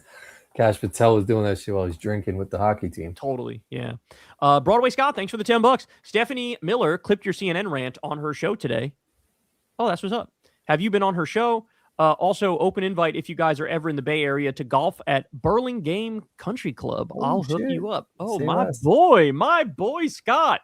He knows exactly how to get in my heart, man. Like, if y'all, anybody listening to this, if you want me to love you forever, all you gotta do is exactly what Scott invite right motherfuckers here, to a golf course. We're in that bitch. That's all you gotta do. Just make it some exclusive ass golf course. Anybody listening to this, if you're asking get me on Augusta National, I might just jack you off. No, I might just beat your shit. Like, get me on Augusta National and it's on like Donkey Kong. But anyway, shout out to you, Scott. We appreciate you, man. That's very kind of you, and we'll keep that in mind. And I did not know that about Stephanie Miller, but shout out to Stephanie Miller, man. She's the GOAT. She goes back to the Air America days. So much love to Stephanie. That's what's up, man. Love that. Unology, thanks for the $10. Kyle, would you do a Jubilee, one leftist versus 20 liberals? We need one. I would not in this moment. I don't really want to do any Jubilee thing, so I'll say that right up front. Like, I probably wouldn't do any of them. But to the extent I would do one, it would probably more likely be versus 20 conservatives, because that's where the real fight is right now. At the moment, I kind of consider the liberals our allies because they're against Trump, and that's like the most important thing. You know what I'm saying? That shit would pop off if you were on that show. That would kind of be fucking banger. It would, and I'm sure they want me, but you know, I don't know. I still lean against it because a lot of it is so performative, and like they're lying about what their mission is. They're like, oh yeah, we're trying to bring people together. Like, no, the fuck you're not. You're trying to monetize this shit. Yeah. By the way, I just covered the Tim Pool one. Yeah, I was gonna say I haven't seen any questions. Jubilee immediately fucking jacked all the fucking monetization for that video, of course. So like they're also pieces of shit like that. Like everybody else, like if you cover some shit of theirs, like they don't steal your monetization. Like everybody sort of lets everybody use their shit except Jubilee. Oh, you wouldn't be able to use those clips on like your channel? I'm able to use them, but whatever money is made from that clip, they get. Oh, what? Yeah, they steal the monetization. That. Yeah, that's what I'm saying. Like a lot of shit about Jubilee I don't like. Like they're not cool. They're really not. And so did that dude, he genuinely walked off because he was getting roasted or something? Yeah, I don't know if he came back, but he definitely walked off at one point. Yeah. So. Rob Sashicum, thanks for the $10. Where did you meet Crystal and how did you ask her out? I met her online. She reached out to me to come on her show Rising at the time. She very openly has said like she used me and some other people who were popular online to like get eyeballs on her show, and it worked. And so like she kind of credits me and some others for like helping to blow up Rising in the first place. Andrew Yang, she says too, she did a big interview with Andrew Yang when he ran for president, and like that helped blow their shit up too, and the Yang gang helped blow them up. So that's how we met. She literally just like tweeted at me and said, follow me so I can DM you. And then I followed her. She brought me on the show. Then I went on a show maybe like 3 or 4 times. And then we started just like talking in the DMs. And then she had a live show in New York, and I think they invited me, and I was like, okay, I'm down. And then basically after that, we just stayed in contact all the time. One thing led to another. Bada bing, bada boom. Next thing you know, you're married, and that's that, bro. Thanks, Rob. So really, I didn't even ask her. I guess she kind of asked me out because like she reached out to me to come on her show, and then that just led to longer conversations. And then when she invited me to do their show in New York, I said yes. And like from then on, it was just, you know, and like for any girlfriends in the past, Kyle's smooth in the DMs and with the text game, so he knows how to handle his shit. Why Kalulu? Thanks for the $10. 617 gas and 721 diesel in Hilo. We're here, guys. We're here. Damn, bro, that's crazy. I don't know where Hilo is, but I don't know where that is either. But the name sounds Hawaiian though. Yeah, it sounds like some Hawaiian shit. Hilo. And his it's her Hawaii. Username is it's in Hawaii. Yeah. So yeah, I mean Hawaii and I think probably California are the two with the highest gas prices in the country, I think. Yeah, but because you gotta fucking like import that shit, right? That's rough as fuck. Yeah, that's rough as fuck. I think it's like four and change here. Dr. Yeah. Khan, thanks for the $20. Hey, Kyle, huge fan of the show. Been watching you since high school, and I'm now in my final year of med school. My mom also watches your videos every morning. Thanks for all your hard work. Well, thank you, Dr. Khan. I really appreciate that. And shout out to you, man. Congratulations on being in your final year of med school, doing the Lord's work out there, actually helping people and fixing them physically. Appreciate that. He's got Bron in his default photo over there, man. Hopefully you've subbed to his golf channel. That is a real one. Shout out to you, man. Appreciate you. And say hi to your mom for me. Tell her I say hi and thank you for watching. Jen Hug, thanks for the $10. Have you guys seen the Joseph James for President campaign with his crazy, messy apartment and his straight pride flag beyond parody? I have not seen that, but the fact that he has a straight pride flag means for sure he's gargling dicks on the low. OD. Just like, I don't know if you saw this. Straight pride flag? I guess so. Did you see this thing on social media with this guy wearing a sweatshirt where the back of it said, something like the only good pedophile is a dead pedophile, or like dead pedophiles don't reoffend. It said something like that. And everybody was tweeting immediately like, check that motherfucker's hard drive. Because the fact that you're wearing that shit tells me you're hiding some shit. Straight pride flag. Oh my God, bro. That's the most embarrassing shit I've ever seen in my life. That's the worst. You don't need a pride flag. Like, bro, we are the default. If you're straight, we are the default. Everybody just assumes that like 85 to 95% of the population is straight. Yeah. So like there's nothing. Why do you need to show pride? Like we're the default shit. He's got some shit going on. Yeah. The rules are you're only allowed to show like pride if it's some minority shit, because you're viewed as like outside of what the mainstream thing is. So like in order to let everybody know, like, hey man, don't fuck with us. Like we're comfortable with who we are. That's where the pride shit comes from. And he got some 2 first names, something Joseph James, weird Crazy. dude. It's like when people do the white pride shit. Like that's just Nazi shit. Yeah. Like you're allowed to say black pride. Yeah. Because what is it? Like 12% of the population is black. Everybody knows what that means. There's nothing hateful at the core of it. But white pride is like, as soon as they start saying white pride shit, run for the hills. Yeah. They're trying to hang people. They're trying to kill people. You know what I'm saying? Yep. YouTube comments. Thanks for the $10. In my district, a left-wing challenger recently lost to APAC backed incumbent by 30%. He had a better ground game, but I saw the APAC guys' ads constantly on YouTube. So maybe that's something to consider. Well, yeah. So if there's a big money disadvantage, and they're running a lot of ads and they have a better ground game, it's just possible to have a left-wing candidate who just doesn't actually run a good campaign and lose. So that's the other thing. Like the money still matters to some extent. Like with Abdul, we were able to beat the flow of money because he's such a phenomenally talented person and he won the debates and he had a good ground game. But like, yeah, it's still an uphill battle a lot of the times. All right, we got 20 minutes left, so we'll fly through some of these shits. Brute Force Logic, thanks for the $20. Hey, gents, new handle, solo podcast incoming. Kyle, don't ever put a cheese grater to your ball sack. And for the love of cheese, tell somebody at BP the camera is over sharpening. Love you guys. All right, I will pass that on and see if it does anything. But appreciate you, bro. Thank you very much. Over sharpening? What is that? Too crispy of a camera? Kind of. I think that's kind of what he's saying. Can't have too crispy of a camera. Come on, bro. Yeah. Eli, thanks for the $5. Hey, Kyle and Corin, love your shows. I am a 100% disabled veteran and make 4K in passive income. Any countries to recommend in Europe to move to? I'm 34 years old. Well, this is the age-old debate, but, some people would say move to the UK. Some people would say move to, like, Spain or Portugal. Go to Dominican Republic. But Corin would say Dominican Republic. There's probably Costa Rica, Bahamas. For me, I'm a weather guy, so like I would want to go where the weather is crispy as fuck all the time. But that's just me. Others may disagree. Some people would want to go to like colder places like in Scandinavia or whatever the fuck. Yeah, but, Europe's those expensive. are some of your options. Yeah, Europe is expensive. It could be expensive. That's true. But thank you for your service, bro. Sorry. Yeah. Appreciate you. Brute Force, thanks again. $50. Very kind of you. I'm 11 months older than my wife. I'm a monster. Crystal is older, and you, Junior, won the lottery. On Flock, you have to watch Ben Jordan's content. He's so important and brilliant. Well, will do. Thank you very much for that. And yes, I did win the lottery with Crystal. You are correct. If his name is Ben with 2 fucking N's, I'm a little sus. You need to just drop one of those N's, Ben. Thank you, though, Brute. Shut Up and Play Club. Thanks for the $20. Very kind of you. Teal UFO brainwashing theory. Another node of this operation appears to be News Nation, subsidiary of Nexstar, largest TV station owner in the country. They spew this garbage daily. Appears to be clearly fed to them. Yeah, I could see that. Again, I think you floated this theory before. The Peter Thiel's trying to push out UFO type shit. I could see that shit. I'm not surprised by that. Thank you. Shut up and play. They do sort of trot that out when they're trying to like distract from all sorts of Other actual fucked up shit the government's doing, I feel like. So Facts. JHLFC, thanks for the $10. Saying you are communist in the US is like saying you're a Sagittarius. It literally means nothing in any practical terms of power. So why is the left allowing it to be used against them? Well, here's the thing. Yeah, like the right accuses everybody of being. I mean, they said it about David Crowley, who's like the moderate Democrat. They said it about Hillary Clinton when Hillary ran. They said it about Obama. So like they're always going to say it. It's lost its bite. You know what I'm saying? Like now they don't even try to say socialist because socialist is viewed as just positive. So now they've gone to, oh, they're communist or Marxist. And like eventually people are going to be like, I don't care about you saying that either. So like they've overreached and it's like really showing up now, you know? Thanks, JH. Monica, thanks for the $10. Considering what Trump has done to destabilize the Western world and tarnish the image of MAGA, where do you think the trans conversation is headed and the convo on other social issues? It's a good question. I'm worried about the harm done to the trans community, specifically in the red states.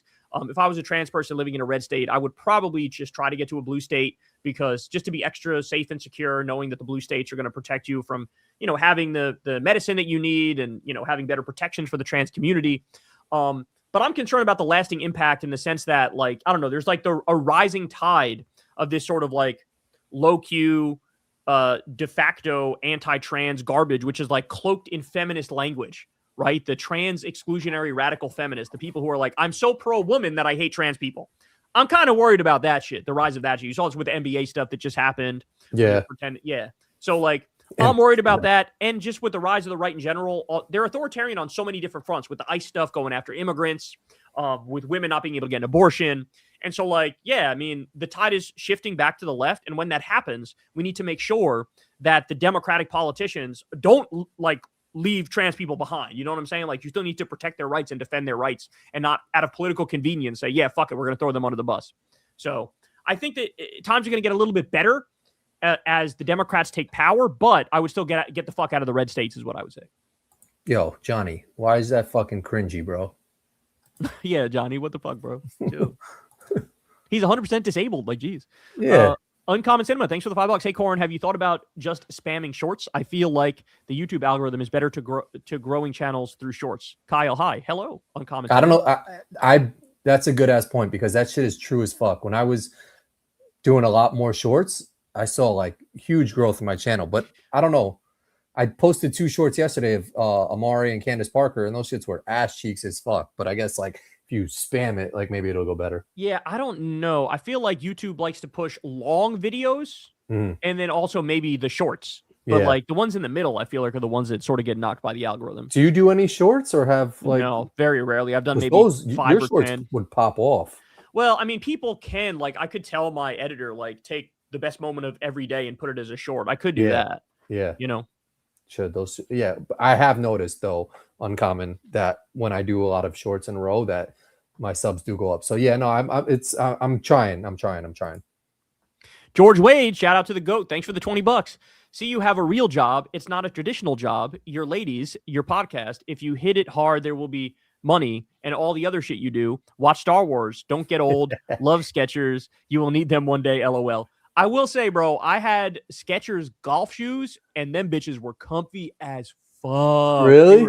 Oh my days, they were so comfortable. Yeah, they really nailed it with those Skechers golf shoes that came out I'm like saying, 2015 or whatever the fuck. There's a difference between like I'm not arguing that the comfort isn't there, but was the style there? Like, would you rather have been wearing some Nike bangers or some shit? Well, yes, but those Skechers golf shoes in particular were just all black. And it's hard to fuck up a straight up black shoe. You know what I'm saying? So like those were actually okay looking, but your point broadly is taken. Yeah. A lot of servers and restaurants will wear like some all black Skechers or some shit, and they probably are comfy. But like, George, I don't know, man. If you catch me in Skechers, I'm just giving up, I think. I'm cooked. Brute Force Logic, thanks for the $10. Did I need to tell you I'm Pentaxin scene? How dare you, sirs? Oh, shout out to Brute Force Logic. Oh, my bad, Pentax. Bro. Thank you. You're a real one, bro. Dodging the authorities. Your whole fucking swag. Like dodging the authorities for Brute Force Logic. Yeah. Whatever you got to do, man. We appreciate you. Yeah, shout out to you, bro. Lizzie, thanks for the $5. Invite the guys from Internet Today on KKF, Ricky and Elliot. Those two cover politics, tech, and some nerd stuff from a leftist lens. Ricky and Elliot. Okay, Ricky and Elliot. And what's the name of the thing? Internet Today? Okay. Did you ever watch Rick and Morty? That shit is apparently very popular.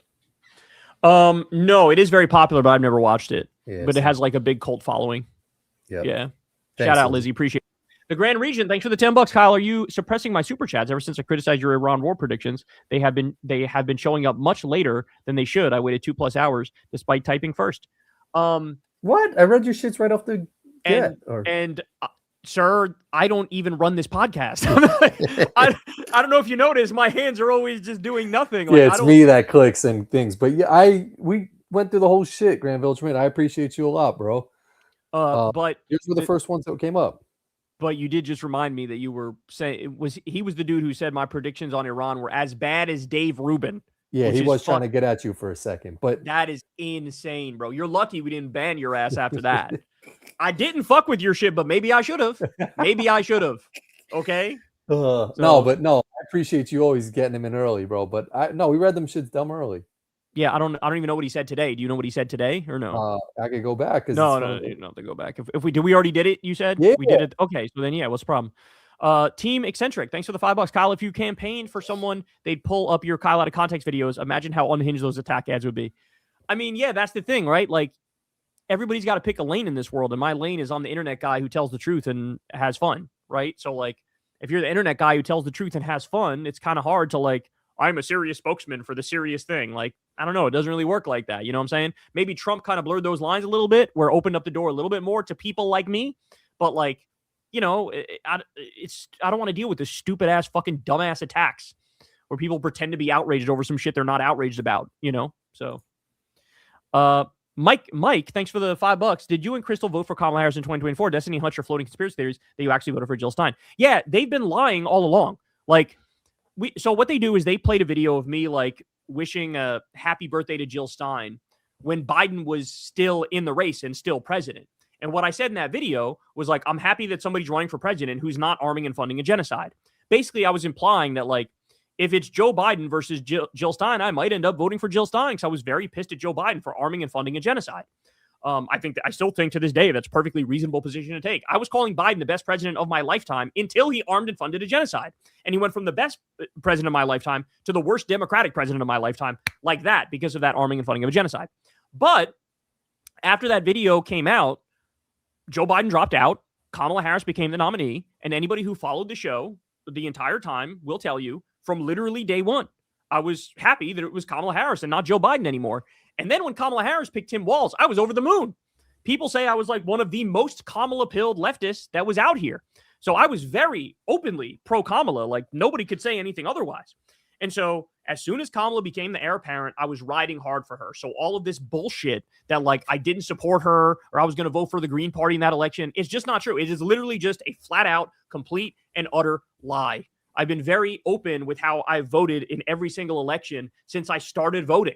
And I've gone through it. I said in 2008, I voted for Obama in the primary and Obama in the general. In 2012, I voted for Jill Stein because I was pissed at Obama for the drone war that was killing innocent civilians. In 2016, I voted for Bernie in the primary and I voted for Jill Stein in the general. In 2020, I didn't vote, but for a while there, I thought maybe I should have voted because Biden was the best president of my lifetime until the genocide. Now I'm kind of happy I didn't do it in 2024.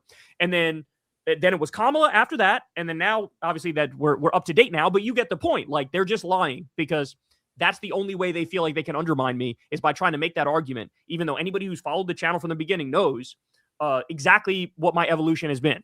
Like, they can get away with lying and then repeating it over and over and over. It's a very Trumpian tactic. But again, anybody who's honest and who's followed the show will admit they are just wrong. So, you know, they could say whatever the fuck they want. This is why I don't really take those guys seriously, is because why are you talking more about me and like Pisco and Josiah as fascism is sweeping through the country? Like, I don't know if you guys notice, if you watch my channel, 90% of the time, I'm shitting on the fascist Republicans, and then 10% of the time, I'm shitting on the diet MAGA Democrats, okay? I am fighting fascism as hard as I can on my show, to the extent that it's serious to do it on your show with a platform where you talk, right? But, like, they spend most of their time talking about Hassan and Pisco and Josiah and, like, all these internet characters who not all that many people know, and, like, we're somehow the villains when you have, like, Stephen Miller, you know, goose stepping and zig heiling and shoving people in concentration camps, and they're carpet bombing innocent fishermen in the Caribbean and the Pacific, and they're like ending voting rights, and they're starting new wars every other week, and they're like giving all the money to the Epstein class, and we're the problem. You're like talking about us. It's just not serious. You know what I'm saying? Sorry, I was ranting a little long there. No, you could. Kevin, thanks for the $5. Hey, Kyle, huge fan. I live in Brooklyn and I love Zoran. Curious, when you say that he ordered a deep cleaning of the subway, though, are you 100% sure? It was reported. I mean, I don't know. He did. Chambers Street was one. He's starting with that. And he's doing a bunch more. But he put fans in a bunch of subway stations that didn't have AC. So it's possible, Kevin, he didn't reach your subway yet, which maybe he's not. He can't do to. Fucking every subway station in fucking month. Yeah, but he's working on it. In the same way he filled like a record number. He filled over 100,000 potholes. Like, he's going in. He's the man. Philip, thanks for the $5. Who do you think is the most overly praised president? Who's the most overly praised president? Reagan, for sure. It's definitely Reagan. Yeah, everybody acts like Reagan was great. He was like one of the people who destroyed this country. Mr. Shea, thanks for the $5. Tom Bilyeu used to be a great motivation channel with great guests. Now he's just a right-wing centrist propaganda. Every video anti-Zoran. I know who that guy is, and he always annoyed me because he always struck me as like a guy who was like doing the Rogan shtick far after it was cool, right? Like he's like, I want to do a podcast, and I want it to be like Joe Rogan's, and he set up like a weird sort of like, Frankenstein creation of a Joe Rogan type podcast, and it just like was so obviously a knockoff that it was just gross to me from the beginning. You know what I'm saying? And he didn't strike me as that smart. He struck me as a guy who like thinks he's really smart, but he's not that smart. QC man, thanks for the $5. Kyle, do you support lynching? If not, then why do you support known lynching enthusiast Hassan Piker? Scott Jennings let me know as sarcasm thingy. Yeah, man. I can't believe he tried to get away with that. But shout out to you, bro. Far Twain, thanks for the $5. Crowley's red bird story is so dumb. I see red birds every day. He could have said, God, show me a Jeep Wrangler, and odds would have been the exact same. True. I see red birds all the time, too. I feel like in the mid-Atlantic region, there's plenty of cardinals. Bottle Rocket, thanks for the $5. Do you feel mentally and emotionally prepared to suddenly become as publicly known and controversial as Hassan should that day suddenly come? I got to be honest with you. Nobody is more prepared for it than me because I don't read or look at anybody saying anything about me. So, like, Rogan pretends like he doesn't do that. I actually don't do that, right? Like, genuinely, I have no idea. The only time I get any taste of what anybody's saying about me is when you guys come here and say, well, Destiny said this and that. I don't know. I don't look. I don't watch. I don't care. Like, none of that shit, right? And so, like, I could set the world on fire. They could be coming after me, oh, dinky, and I wouldn't care. I'd be watching some golf YouTube video and doing my show and hitting some golf shots in my lawn. Like, I wouldn't know, bro. I really wouldn't know. Like, That's actually don't. This is the best forum. Get him in there to inform him. Johnny, thanks for the $5. If more progressives enter Congress, they need to not vote for Jeffries. I don't want to hear the excuse they need to work with him. He needs to go. I mean, I agree with you, but I'm also willing to say let him cook a little bit because I don't think like I think that they have a strategy in mind right now. Now, if the day comes when it's time to use leverage and they don't, then I'll say they're not using their fucking leverage and that's bullshit, right? But I think the new ones, especially like Daria Liza and Chris Rabb, like I really have faith that they're going to throw their weight around a little bit. You know what I'm saying? Like I really think Malat Kiros is about that life and she's going to throw her weight around. So like we'll see, but I think there's going to be like a real like Tea Party of the left. But in the moment, you got to let them cook a little bit until the time comes where it's time to use our clout. You know what I'm saying? Swag, thanks for the $5. Please cover the Honduras Gate tapes. They involved the ex-Honduras president and Donald J. Trump. Also, Bibi Nut in Yahoo. Okay, Honduras tapes. Let me type that in. Honduras tapes. Some shit. Okay, gotcha. Written down. Thank you. Wade W., thanks for the $5. Not enough people mentioned Deutsche Bank being so close to Trump when Deutsche Bank helped build Auschwitz. I mean, also, like, correct me if I'm wrong. A lot of like IBM and all those. Yeah, it wasn't like Volkswagen and Hugo Boss and like there's all these companies that still Chase Bank. I think did all I don't that know shit. if it was Chase but Bank. I got some Hugo Boss shirts, bro, and like I don't feel like I'm helping Nazis. So I'm saying I still listen to Kanye's music, man. You know, R. Kelly comes on the radio and I'm singing that bitch like a motherfucker. Bubs, thanks for the $5. If we told Trump we'd put his head on Mount Rushmore if he resigned, do you think he's vain enough to consider it? Anyways, dude, announce this on. Just kidding. That's a good question, bro. I don't know, but I'd be willing to make some trade like that where it's like, oh, yeah, we'll do this thing for you or that thing for you if you step down. And then the second that motherfucker dies, immediately take his name down. Adam King, thanks for the $5. Kyle, now that Crystal went on Jon Stewart's pod, I'm assuming y'all got a contact for him. KKF guest with with y'all convincing him to run. We need it. I mean, look, I would love it. I would love it. So we got some other things cooking at the moment. We want to get Hunter Biden on. I want to get Rosie O'Donnell on that bitch. That'd be Rosie O'Donnell's like my spirit animal, man. I fuck with Rosie. If you get Rosie O'Donnell, please ask her about her viral fucking fluffy doll that she had back in the day. Davina still has one of those shits. Okay, I will do that. Remind me when. Say my friend still has a Rosie O'Donnell doll that went viral. She's so New York. I love it. And I feel like she's like almost like a second mom to me. She feels like a second mom. The way she acts, the way she talks, it's very like she's just like a charismatic mom. So I fuck with her. And she's got good politics. Energy, thanks for the $5. Kyle, wondering if you came across the story of the UAE's leader's entourage racially abusing a Sudanese protester in London protesting the war in Sudan. I did not see that, but I will take a look because that sounds fucking horrible. We got 2 minutes left, and I'm about to piss myself, so we're about to wrap this bitch up in a second. Speaking of KKF guests, when are you getting Hassan on? I see you guys reacting to each other all the time. I mean, we've had him on multiple times, but, I'd love to have him on again, and I'd also love to go on his show. I know he likes having people there, and I'm not in L.A. at any time, really, but we'll work it out. Galvanate, thanks for the $5. Did you know that former Fox host Jeanine Pirro that her husband received a pardon from Trump? Crazy. Now she's his handpicked DC attorney. Bro, you ain't seen nothing yet. That's like a little tiny amount of the corruption and the self-dealing and like the nepotism that goes on in the White House. Recently on something? Not really. She had to drop a case of a guy who like touched the reflecting pool water because they had no evidence he committed a crime. And then Trump flipped out and was like, I'm going to fire you. Yeah, it was just some stupid shit. Martin Miller, thanks for the $5. Democrats should do an investigation into Mike Huckabee because he has connections to Jonathan Pollard, who gave us secrets to Israel and secretly. What he did is he gave U.S. secrets to Israel when he was working as a U.S. intelligence agent, and then he was like, went to prison for that, and then was let out, and now he's hanging out with Huckabee. Like, I think Huckabee's probably working for Israel on some real shit. All right, 2 more. Michael Wells, thanks for the $5. It's been a bit. My work schedule will change. Has made it hard to watch live, but I appreciate you guys a lot. What is making you hopeful lately?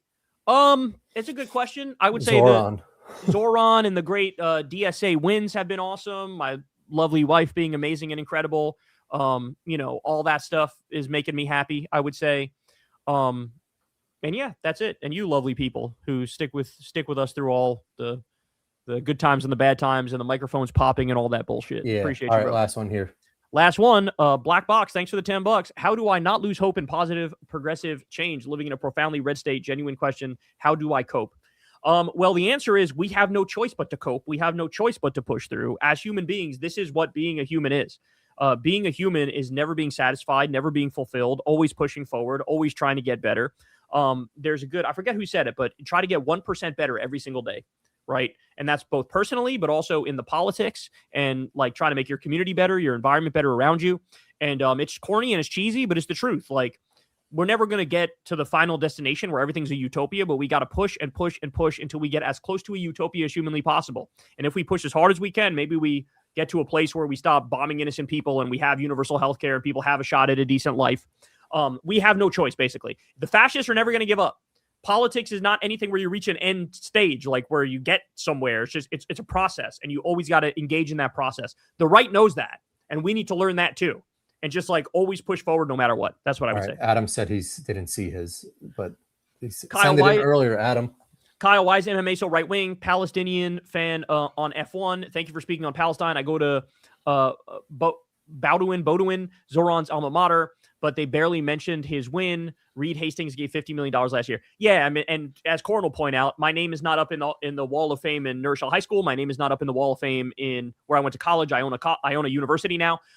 So yeah, I mean, it's just, it's an anti-left wing. It really is just like an anti-left wing bias. There's something about if you're like actually on the left and a democratic socialist, they're just like, no, that's too controversial. We don't like you up there. But shout out to you, bro. And what was the first part of that? Oh my God, that's ridiculous. There's a Rosie O'Donnell. That looks like Charlie Kirk. I'm not gonna lie. The first part was why is MMA so right wing? Yeah. I mean, it's combat sports, right? In combat sports, I feel like it attracts more of a right wing audience because they're cool with like watching people get brain damage, and more left wing people are not. They're more interested in like the arts and shit like that. So Kyle, love you. Go pee. Thank you, bro. Love you too, bro. I've been doing the pee dance here for a hot minute, but yes, I'll talk to all you guys, man. Have a good one, y'all. Peace. Later, Kyle.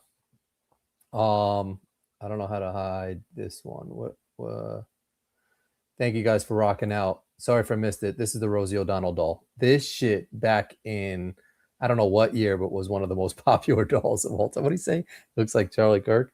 Thank you guys for rocking out. We'll see you Maybe not next week, but the week after that. I might be away next week. All right, who wants the last word? Anybody? There we go. Laura is always a real one. I don't know why the mics were messed up early. I'm sorry about that. But hopefully when I upload it, because Kyle sounded good, I sounded good. So hopefully when I upload the stream, it'll all sound good. Appreciate you guys.